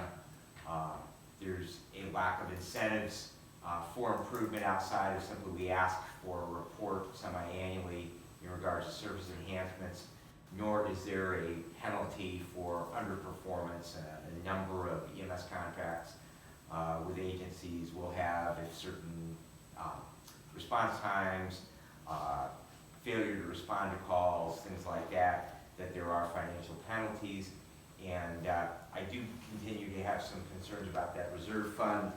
I know now we will be rebating back, we will cap that under this contract, and then any funds over and above that will be returned back. That is what we used to do, that basically that goes back to the idea that those funds belong to the agency that serves that area. And the idea of creating a fund that can provide for, number one, some financial stability for an agency that might at some point encounter a financial issue, and have some funds that can be applied globally across the county or for training or other things. I do think that that is an appropriate method, and we have seen in the past where the agencies have come together and agreed upon expending some of those dollars in that reserve fund for something that benefits all the agencies throughout the county. But to that, I appreciate both yourself and Commissioner Collins for your work with that. I know it was not an easy process. I have negotiated several of those contracts going back to my previous incarnation with Commissioner Burka, and it's definitely not the best audience sometimes, and can get rather raucous. So I do appreciate you seeing it through and bringing it to a conclusion. Commissioner, in regards to the holdback funds, especially from the prior millage, the key there is more of an accounting issue than anything else, because the previous millage was 2 millages, and one of those encumbered those funds only to be used for capital equipment expenditures. And so the idea is we don't want to, at the county level, continue to have to track those dollars that are from the prior millage for capital equipment. We need to disperse those out to the agencies, liquidate that out of the county funds, and then once those dollars are expended by the agencies, then they'll no longer have to report on those capital expenditure dollars on their quarterly report back to the commissioners as well, because those dollars have been expended.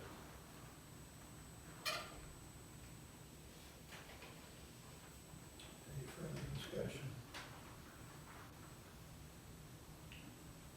I have a question. Please. The 5 contracts we have are the same except for the differences that you added. The contract language is exactly the same for every agency. The only difference in the contract is the appendix B, appendix A and appendix B, which the primary service area, and then the payments to each agency projected or over the next 3 years. But the language itself is the same in every contract.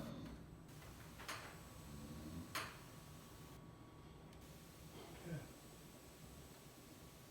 There was, you said on page 2, there was From what was in the packet in December, Yep. there was some additional language added there in number 4. right, The last sentence of the base paragraph, and then A, B, C, and D were added. okay, thank you.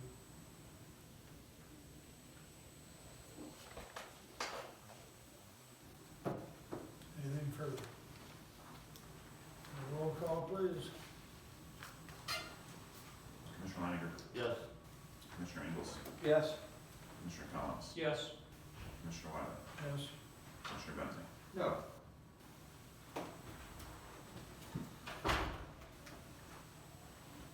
Or 1, I believe, if I heard correctly. It passes. Please continue. 26009, to the Honorable Board of Commissioners, we authorize Mark Wiley, Chairman, sign the attached agreement between the County of Hillsdale and Wright Waldron Fire and Ambulance Association, whose address is 112 East Center Street, P.O. Box 180, Waldron, Michigan 49288, with an effective date of January 1, 2026. Or And again, it's the same contract language as we just approved for REU for Wright Waldron. discussion? Brad? I realize these have not been signed, just when they are signed, I just want to make sure that we do checkbox the appropriate level of service, because this particular contract, all the rest of the agencies are ALS, and some of them provide limited ALS. This agency is with BLS, so I just wanted to make sure that when we do get that back, that we would have the appropriate level of service provided by that agency.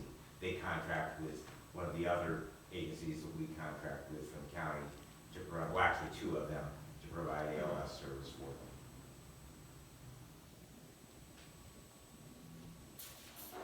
It's on the first page of the contract in C.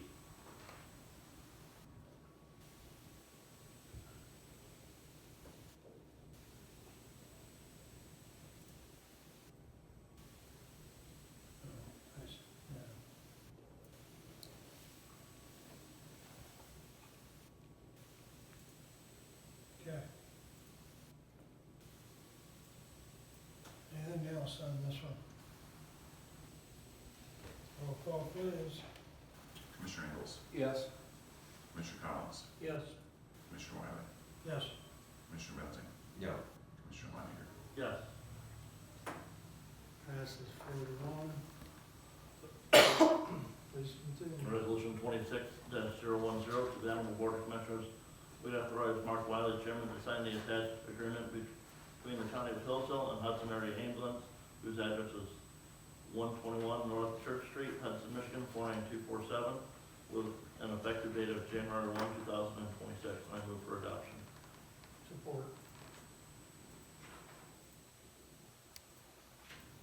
All right, any discussion on this one? Hearing none, roll call. Commissioner Collins, Yes. Commissioner Wiley, Yes. Commissioner Benzing, No. Commissioner Leininger, Yes. Commissioner Ingles. Yes. Passes 4-1, please continue. Resolution 26-011, to the Honorable Board of Commissioners,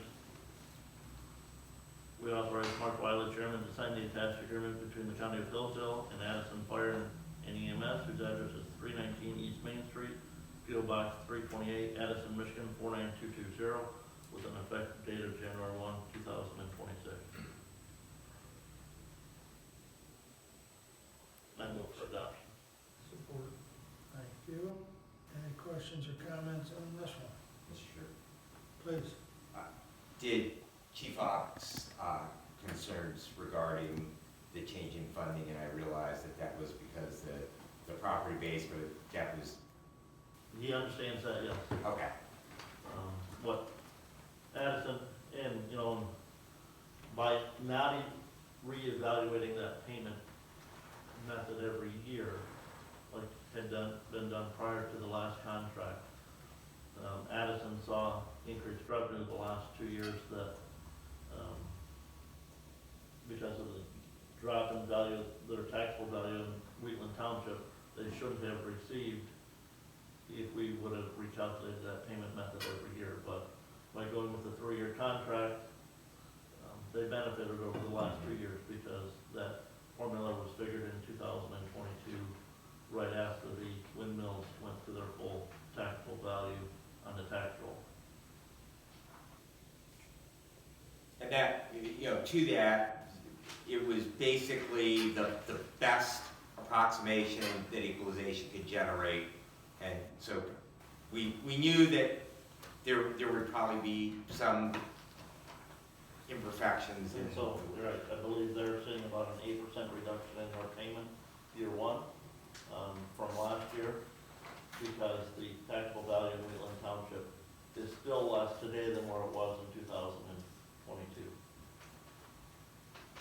Thank you, and I appreciate again that you helping them to understand that, because I know that that had been a significant hang-up in getting to the finish line with that one.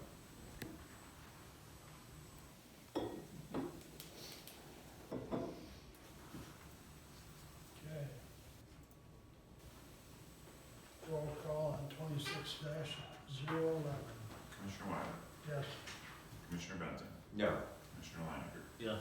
Commissioner Ingles, Yes. Commissioner Collins. Yes. Passes 4-1.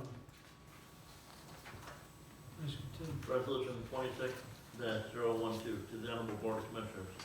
We authorize Mark Wiley, Chairman, to sign the attached agreement between the County of Hillsdale and Somerset Township Fire and EMS, whose address is 12715 East Chicago Street, Chicago Road, P.O. Box 69, Somerset Center, Michigan 49282, with an effective date of January 1, 2026. I move for adoption.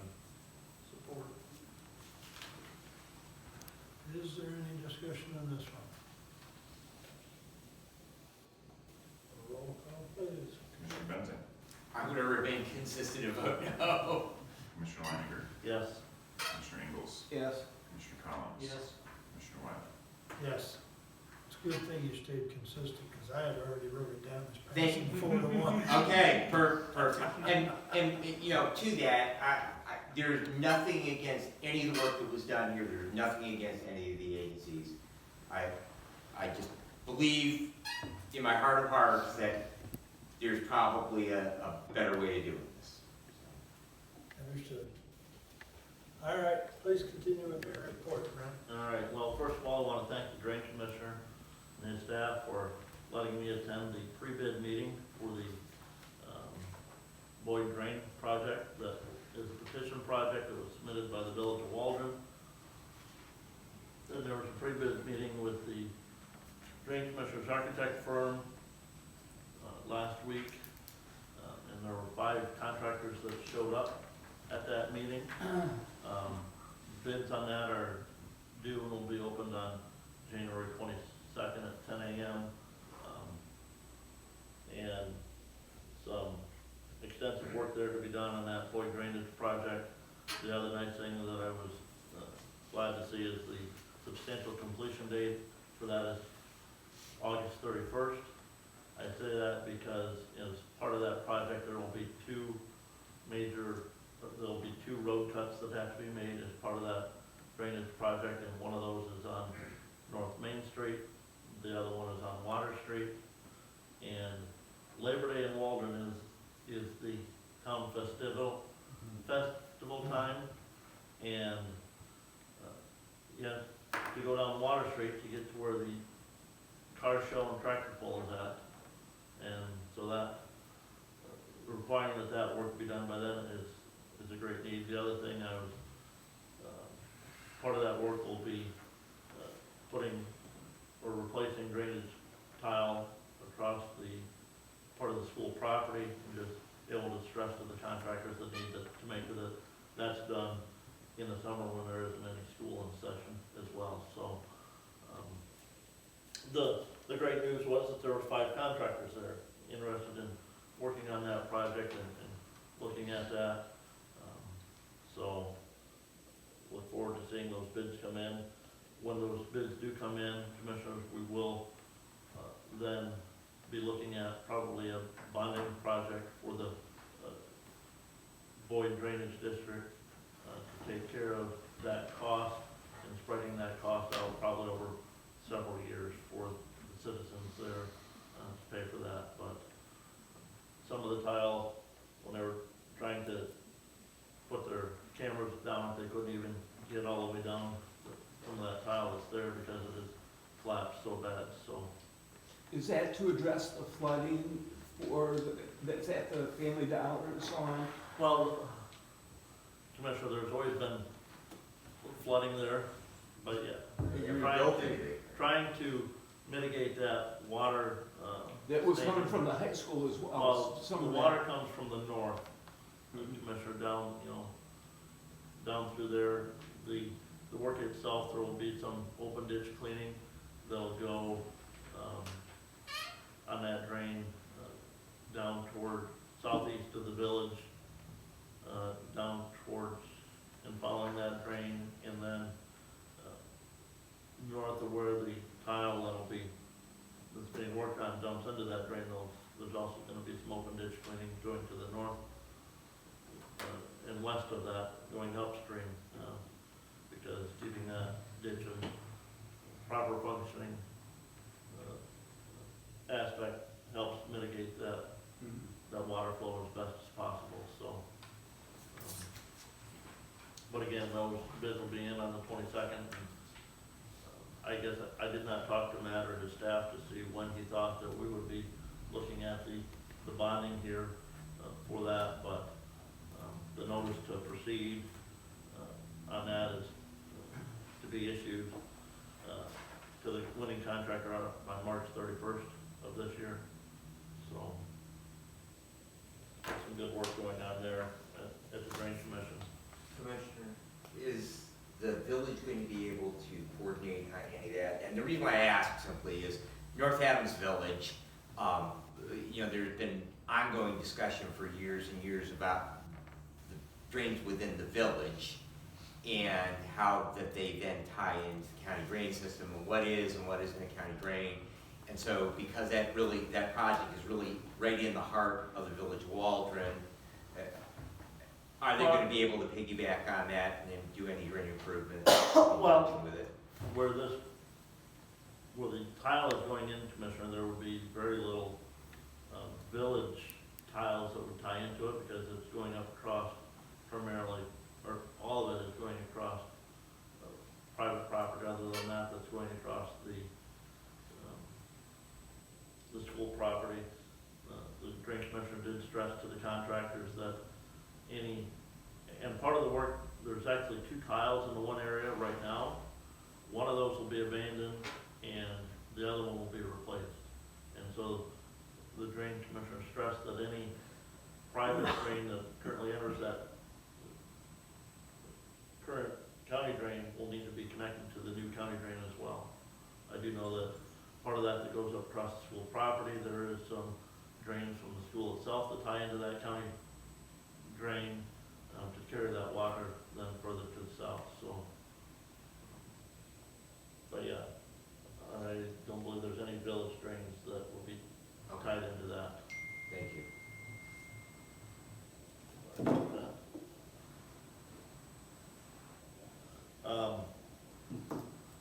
We have a OMI meeting on January 23rd in Bryan, Ohio, Michigan, Indiana Council of Governments. They're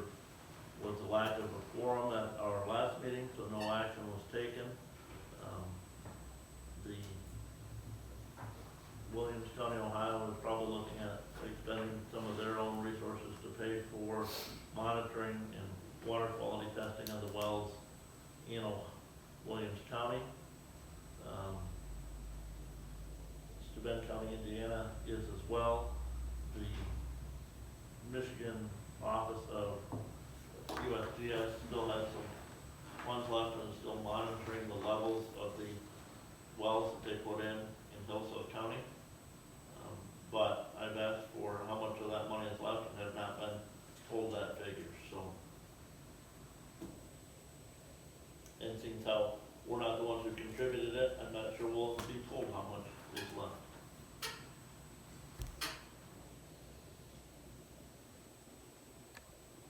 So USGS is, there's a lack of transparency as far as the accounting of those Now, dollars. again, I'm sure that they're accounting for them, but why would they account for them to us? Because we didn't pay them those dollars. Those funds came from the state of Michigan. That is true. And the same for the dollars that came from the state Then of for the Ohio. dollars that came from the state of Ohio and Ohio, because Indiana, I don't believe, Indiana did not contribute. But they are a public entity, so you would certainly believe that that would be public information. Might be worth a call to a certain congressman's office. I find the agencies are totally responsive to calls from congressional staffers.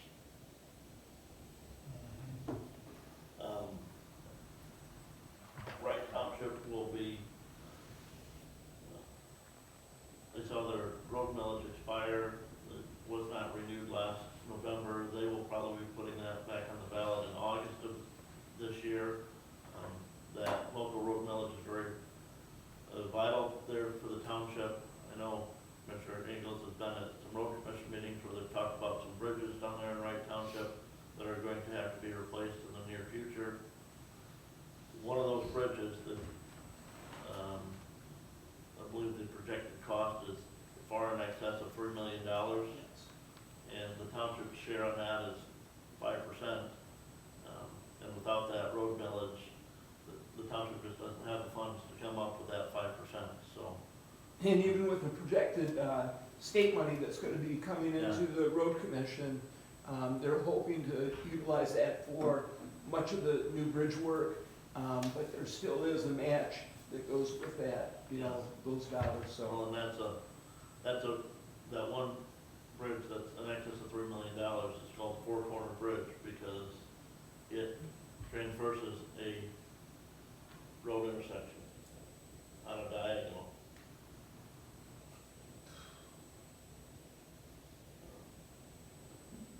Can, And there was some talk whether they went in May or waited until August, or I believe that they will be working on that for August. what I was gonna ask is, can the match be set up on a payment schedule? It can be, and they have, and I know the road commission has worked on that in the past. The last I knew, there were, in the rumor mill, whether that bridge is gonna be funded in 27 or 28 through the critical bridge fund, because it's now down to a 10-ton limit, which even school buses and road commission trucks exceed the 10-ton limit. Fire trucks. Yeah. Okay. Yeah, pretty much every piece of farm machinery exceeds the 10-ton limit. Yeah, there's several tractors and combines that exceed that. We had a bridge in Woodbridge Township that you drove fast when you had the tanker. Yeah, exactly. Well-wise, our meetings is next week, Thursday, and we're having a strategic planning meeting, starting in the morning, which I'm gonna have to miss because we have, not next week, the following Thursday, because it coincides with the same time as the Board of Health meeting. So, and that is my report. Any questions or comments? Go ahead. I do have a question, Commissioner, on the per diems. We've been talking about per diems a little bit lately. Where are they located in the public record?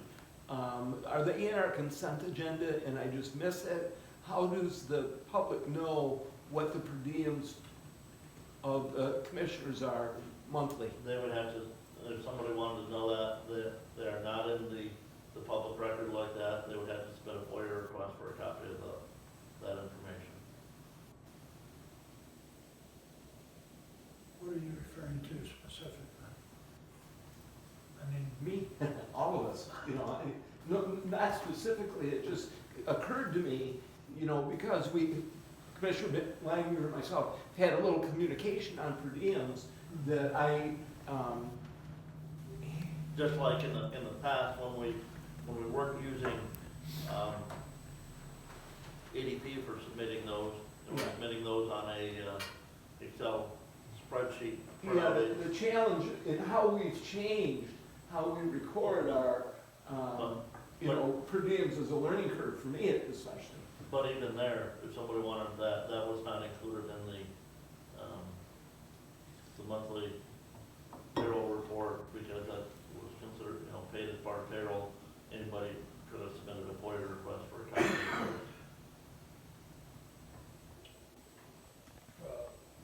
correct me if I'm wrong, but we're $70 for a 4-hour or all-day meeting, $35 for a half-day. Correct. And then we get mileage for our meetings, which is at the federal rate, which I believe As of is January 1st, comes to 72.5 cents. 72.5 cents Yeah. as of January 1st. So But that's pretty much it in a Well, nutshell. it's easy to identify the Board of Commissioner meetings, Yep. you know, but it's not so easy to, even for me, unless I have a really, I try and keep as good a record as I can on my calendar, you know, the number of committee meetings, you know, whether it's a housing study or EDP or facilities or any other meeting, you know, that come up. And there are some meetings that are not per diem, which are like my city council and the township that I go to, Hillsdale Right. Township. Right. So it occurred to me that, you know, it's not in our consent agenda, and I wonder if it maybe ought to be. Simple question.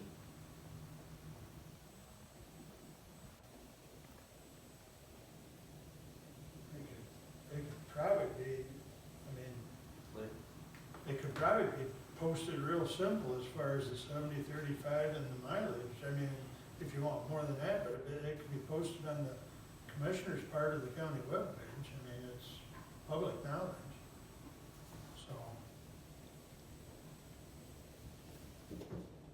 Anybody object to Doug working something out with Dave to? Well, I don't think it's just that, it's being able to pull those then off of the EDP system and put them out there on that. I mean, it's public record. You'd have to talk to Derek how, you know, if somebody wanted to look at a specific, that's the other thing about FOIA, it needs to be specific. It can't be so broad that we don't know what we're looking for. So the payroll is part of our consent agenda, you know, and the bills Right. is part of our, Right. you know, just in a general dollars, Right. you know, and just, you know, isn't the case with the per diems. Well, we've never, I mean, as long as I've been here, the spreadsheets that Brendan mentioned, the Excel spreadsheets, or now ADP, which would be, I'm sure we could print them off, but they've never been part of the consent agenda in my 14 years. Could they be? That's strictly up to the board. But, you know, as Brendan indicated, I mean, it's public record, they can be FOIA'd. It's just that we can't go up. Under FOIA, it has to be specific enough that we know what we're looking for. It can't be just, we want all per diem sheets. I mean, that gets a little broad, so.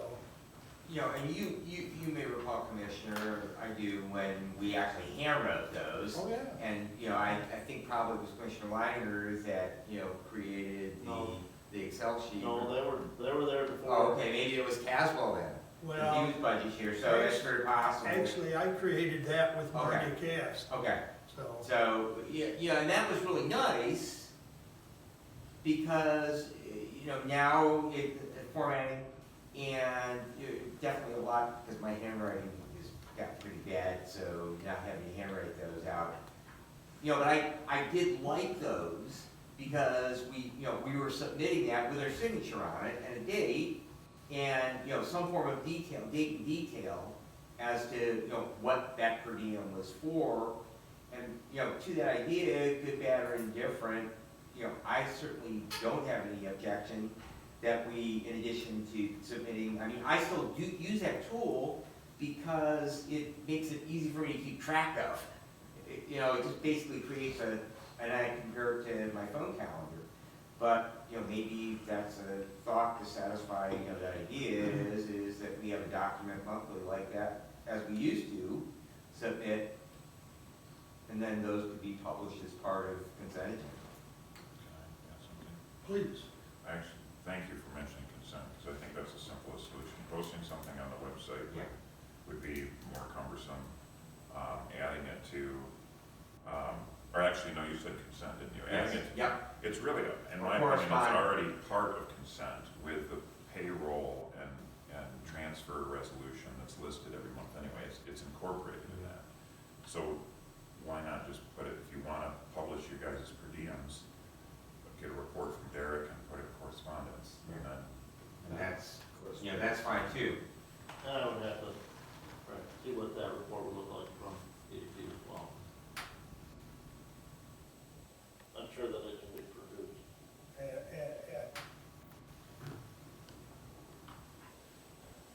At the request of the chair, I would ask you bring that back to the meeting on the 27th with, bring back what it would look like. I guess bring it back that way and show us, and then we can all look at what ADP format looks like, and if it's possible to put that in consent, it would actually be. Correspondence. Correspondence. Either way, I think either way is okay. Because it would be, you could even attach it to the bill, the payroll approval as a attachment. But, so bring that back. So, My question is, what are we trying to accomplish? transparency, Okay. that's all it is, is transparency. And correct? accountability. Huh? And accountability. That, this is, Okay. this is, that was the It idea. didn't sound that way to me when Doug was making his, it sounded like it was more him figuring out between his calendar, his phone, and his thing. It sort of goes and putting hand it in on- hand. And You know, putting it on, standard but fashion. I don't see what having it on correspondence is gonna help you out on. For that. doing You're correct. Okay. But for, just general knowledge for the public, I think it's important to. I have no problem with that. That's not, Yeah. what So I'm it's all- getting at is where you started, Is it- was you putting it in and knowing what meetings you have and having to go back and forth between. Right, and that's where the Okay. conversation began, and it has evolved as we go, and I think it's evolved in a good fashion. Okay, we'll look at that. Did you put a placeholder for Brown on that? If you would. I was just texting David, you're welcome. Oh. I'll do that next. But we'll put Did a they placeholder. let you into the lunch bunch? I mean, Derek and David, I'm too busy for Scott. that. Okay. Anything else for Brent? Yeah, when you bring that back, have like at least 6 copies of printed, so we can look at what it would appear as, which I'm sure the table will pull it off, but I'm curious as to how that'll look.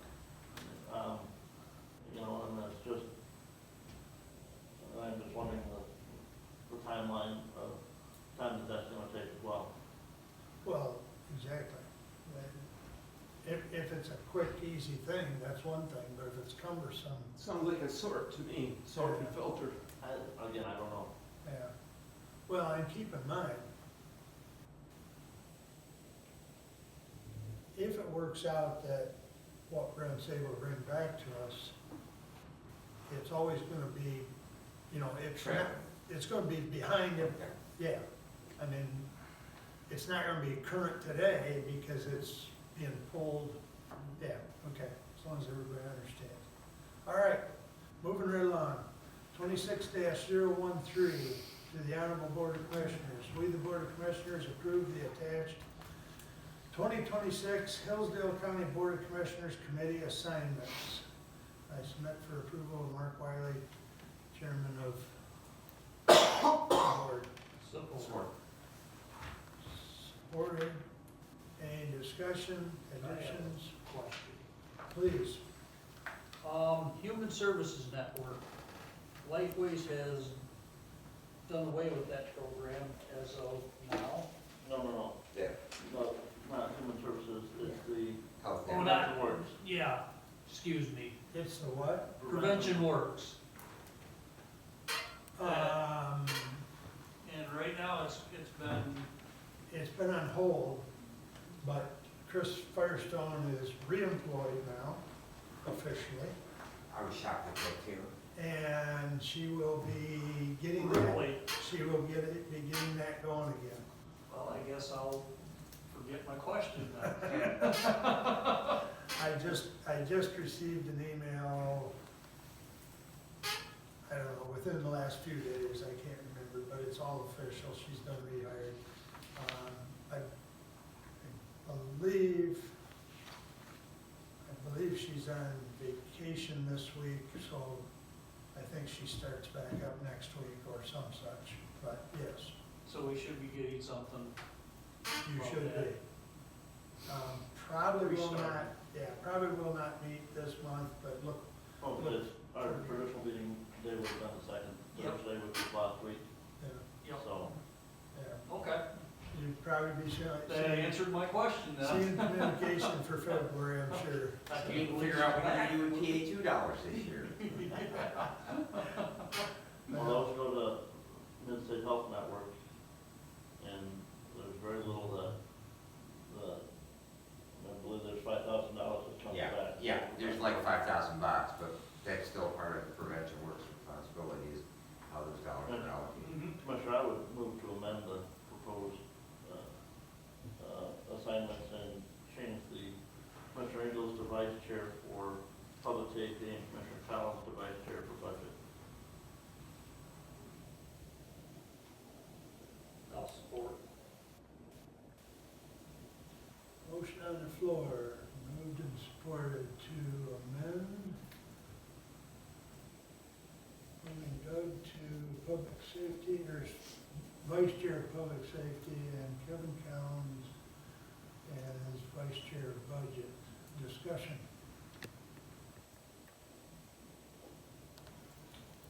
My discussion would be that I've got 2 years invested in the budget, and I would prefer to stay. Good, noted. Further comments, Brad? Yeah, and I'd just add that, you know, the current board, Commissioner Collins, you know, nothing against the fact that you've been here a year, so, but we have all been in our current assignments. I think perhaps a year from now that we would need to look at, but I think that there's still a learning process going on, and so consequently, I do think that it would be beneficial. And I know that we've had some discussions back and forth about that, and that you had expressed to me before that the Management Personnel Committee met on these, that you were content in your current assignments and wanted to stay in those. I do think that, you know, for the overall benefit, that keeping things as they are right now for the balance of 2026, and then we look at not just this assignment, but all those assignments, because we really, as commissioners, are generalists, we're not specialists, and so consequently, it is good, since we touch all of these areas, to have the opportunity to interact with the various department heads in different places. I know that I've been public safety chair since that I've been back, and I think that the only changes really that have taken place, Commissioner Weininger was initially vice chair of budget, and then when Commissioner Schmidt left, that Commissioner Leonard became budget chair, as was probably appropriate since it is time in that. But I do think that keeping things as they are for the balance of this year is probably in the best overall interest.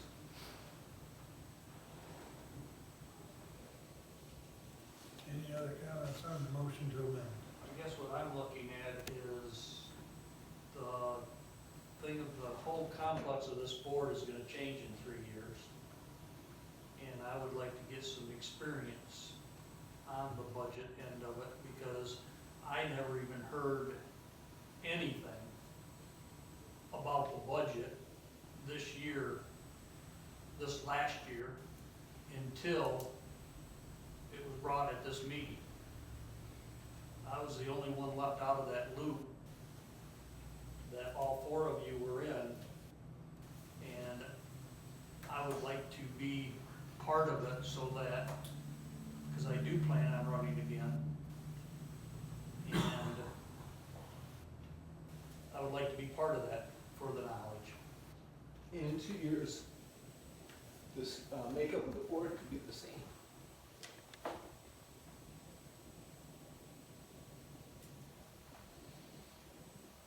Any other comments?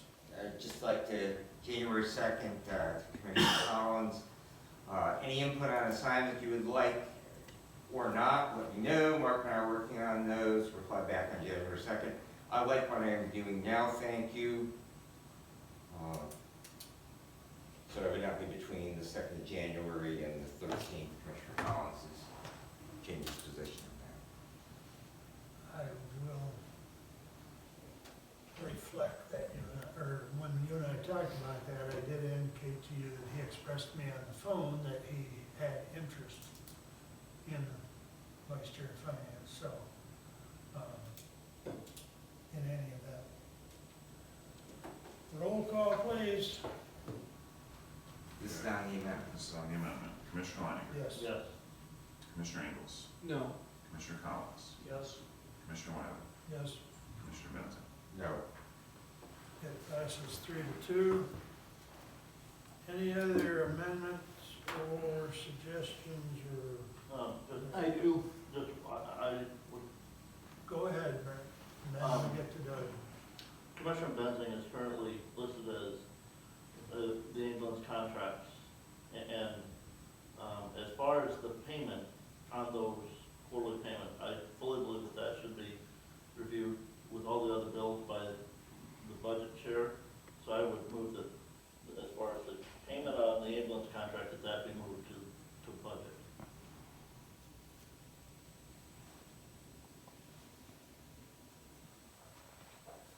Where is that? It is underneath, Under Brad on the second page, yeah, second page. It's the very first item. So just moving that, Well, or just specific to payments, or how? again, the payment, the approval of that payment, and I know that there were some, Well, it's approval of the compliance to the contract. yeah, And I would argue that I'm the only person here that has an EMS license. So, Point of order, there's a motion, and I don't think there's any support for it. did you make that I would motion? move that, yes. Thank you. And thank you to the clerk. Is there support for that?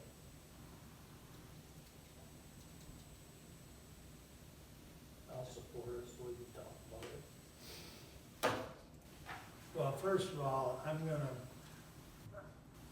point out that I understand the budgetary comment, however, ambulance service in general falls under public safety.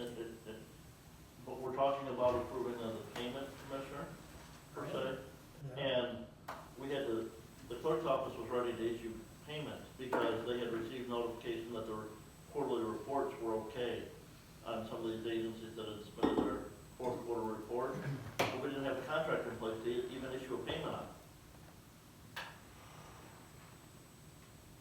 Here for January 15th. Well, And additionally, yeah. we had not received the audit from some of those agencies either, which were part of the contract received prior to issuing payment.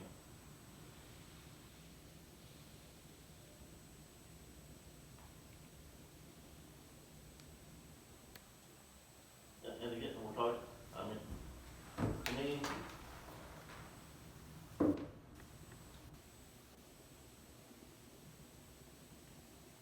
Payment schedule is January 15th, I believe. isn't it? January 15th, Yeah, but we still have to have a contract in place because the contract ended December 31st. understand, and today's the 13th, so if we've already passed this contract, so the payment can be made on schedule. They have to sign them, yeah, and get them back in.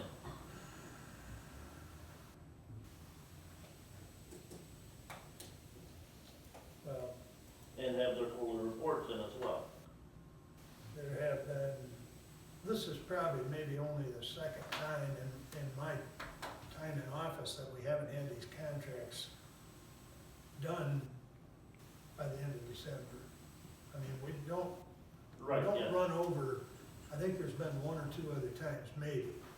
I'd have to go back and research that, but, you know, Well, I- 4 years ago, we approved it in January, well, the contract.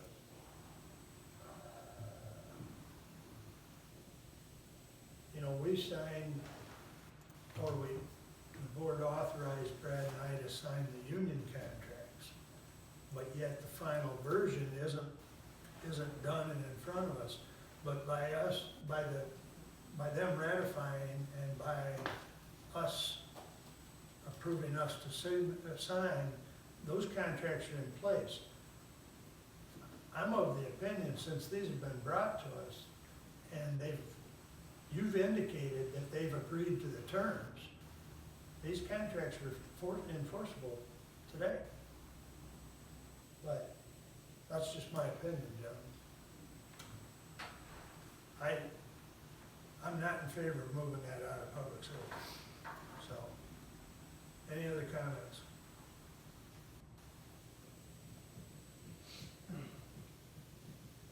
Vote on the amendment. Commissioner Ingles, No. Commissioner Collins, No. Commissioner Wiley, No. Commissioner Benzing, No. Commissioner Heiger. Yes. Fails 4-1. Any other amendments to the committee assignments? Doug, I think you, please, go ahead. Materials management is a function of planning. It's also a function of budget because it is working just with grant money. I have carried the ball for a year in order to accomplish receiving of the grant process, and I have accomplished bringing the Materials Management Planning Committee to existence, and I'm finished with Materials Management Planning.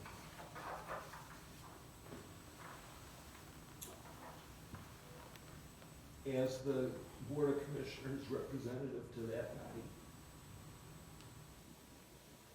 That is listed under your committee assignment. Are you making a motion? I move to remove it from facilities and move it to budget.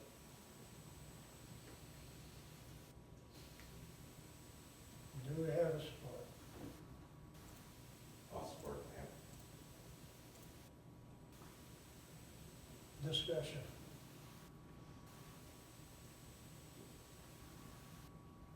I will just say you've done an excellent job, and I think you need to continue to carry the ball, because you know everything that's going on in I that will program. gladly help the transition, but Chairman, it was handed to me without the preparation of knowing, and it has become, as I said, a budget item and a planning item, which would be Commissioner Collins. And so I am not willing to continue with materials management. In spite of your encouragement, it's not my committee any longer. I resigned from that committee.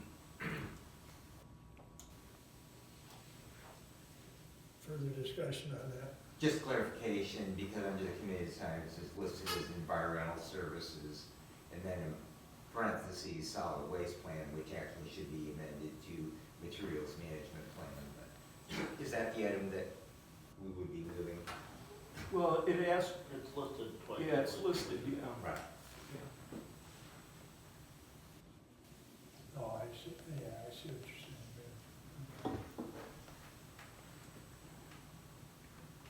So would both of those get moved?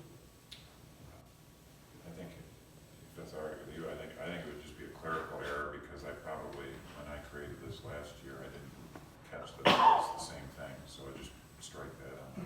Is everyone, do we have consensus to strike that, environmental services salaries plan? Any objections? That is stricken.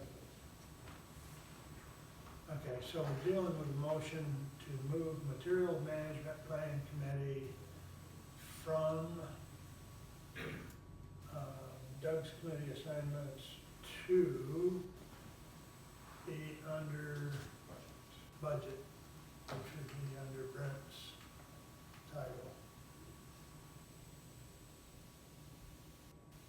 All right. Any further discussion? Roll call, please. Commissioner Collins, Yes. Commissioner Wyman, No. Commissioner Benton, Yes. Commissioner Leininger, No. Commissioner Ingles. Yes. Uh-oh. Passes 3-2. Brent, you and Kevin now have the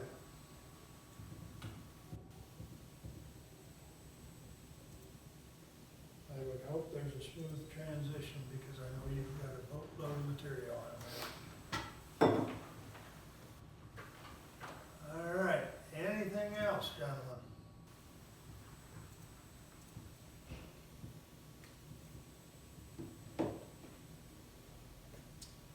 All right, now we've got to go back and vote on The resolution. the resolution as amended. Had to get back to the right page. So 26-013 as amended, roll call vote, please. Commissioner Wyman, Yes. Commissioner Benton, No. Commissioner Leininger, Yes. Commissioner Ingles, No. Commissioner Collins. Yes. All right. The resolution as amended passes 3-2. Thank you, and welcome to 2026. All right. Couple items I have quickly.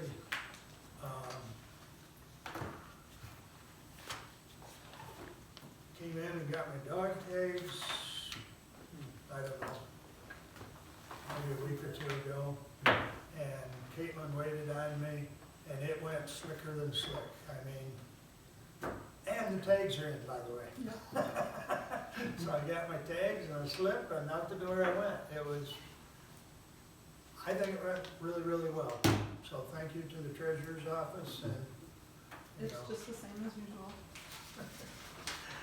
Anyways, Brad discussed that we met with the employee committee, and if you remember, we changed a couple lines in the bereavement policy with the union contracts, and that was one of the things that we brought up to them, that we will make those changes to stay consistent across the board, you know, with the handbook and the union contracts. We've asked them if they had, that they can reach out to other employees. There was a few, at least one or two that generally come were absent. We've also reached out to the, Central Dispatch. yep, and we'll address that tomorrow, or no, Thursday afternoon when we meet with them.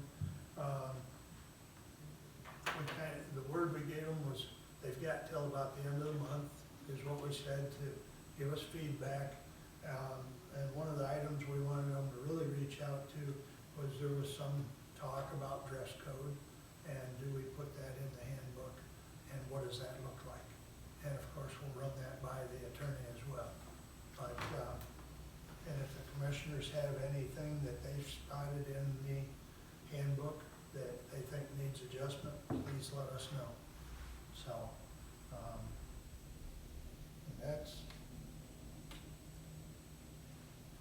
that's all I have, other than I attended a couple meetings last night, and I get to see, I'm surprised on how much, I get to see Greg Bailey when he's doing their audits, or their, books for them.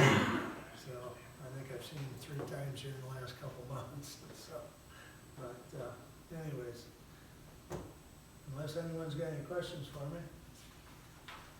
All right, that brings us up to public comment again, I believe. Yes, anyone wish to address the board at this time? Seeing none, thank you everyone for attending. And we've had them. Yeah, A that's typo. usually there. Additional business is normally next, so we'll add that in and we'll make sure it gets on the next, additional business. Doug? Brad? Commissioner, Labor 1646, page 318 was the original recording of the deed of the transfer of the property from Frontier Communications to the county of Hillsdale. There was an affidavit of correction done on Labor 1650, page 296.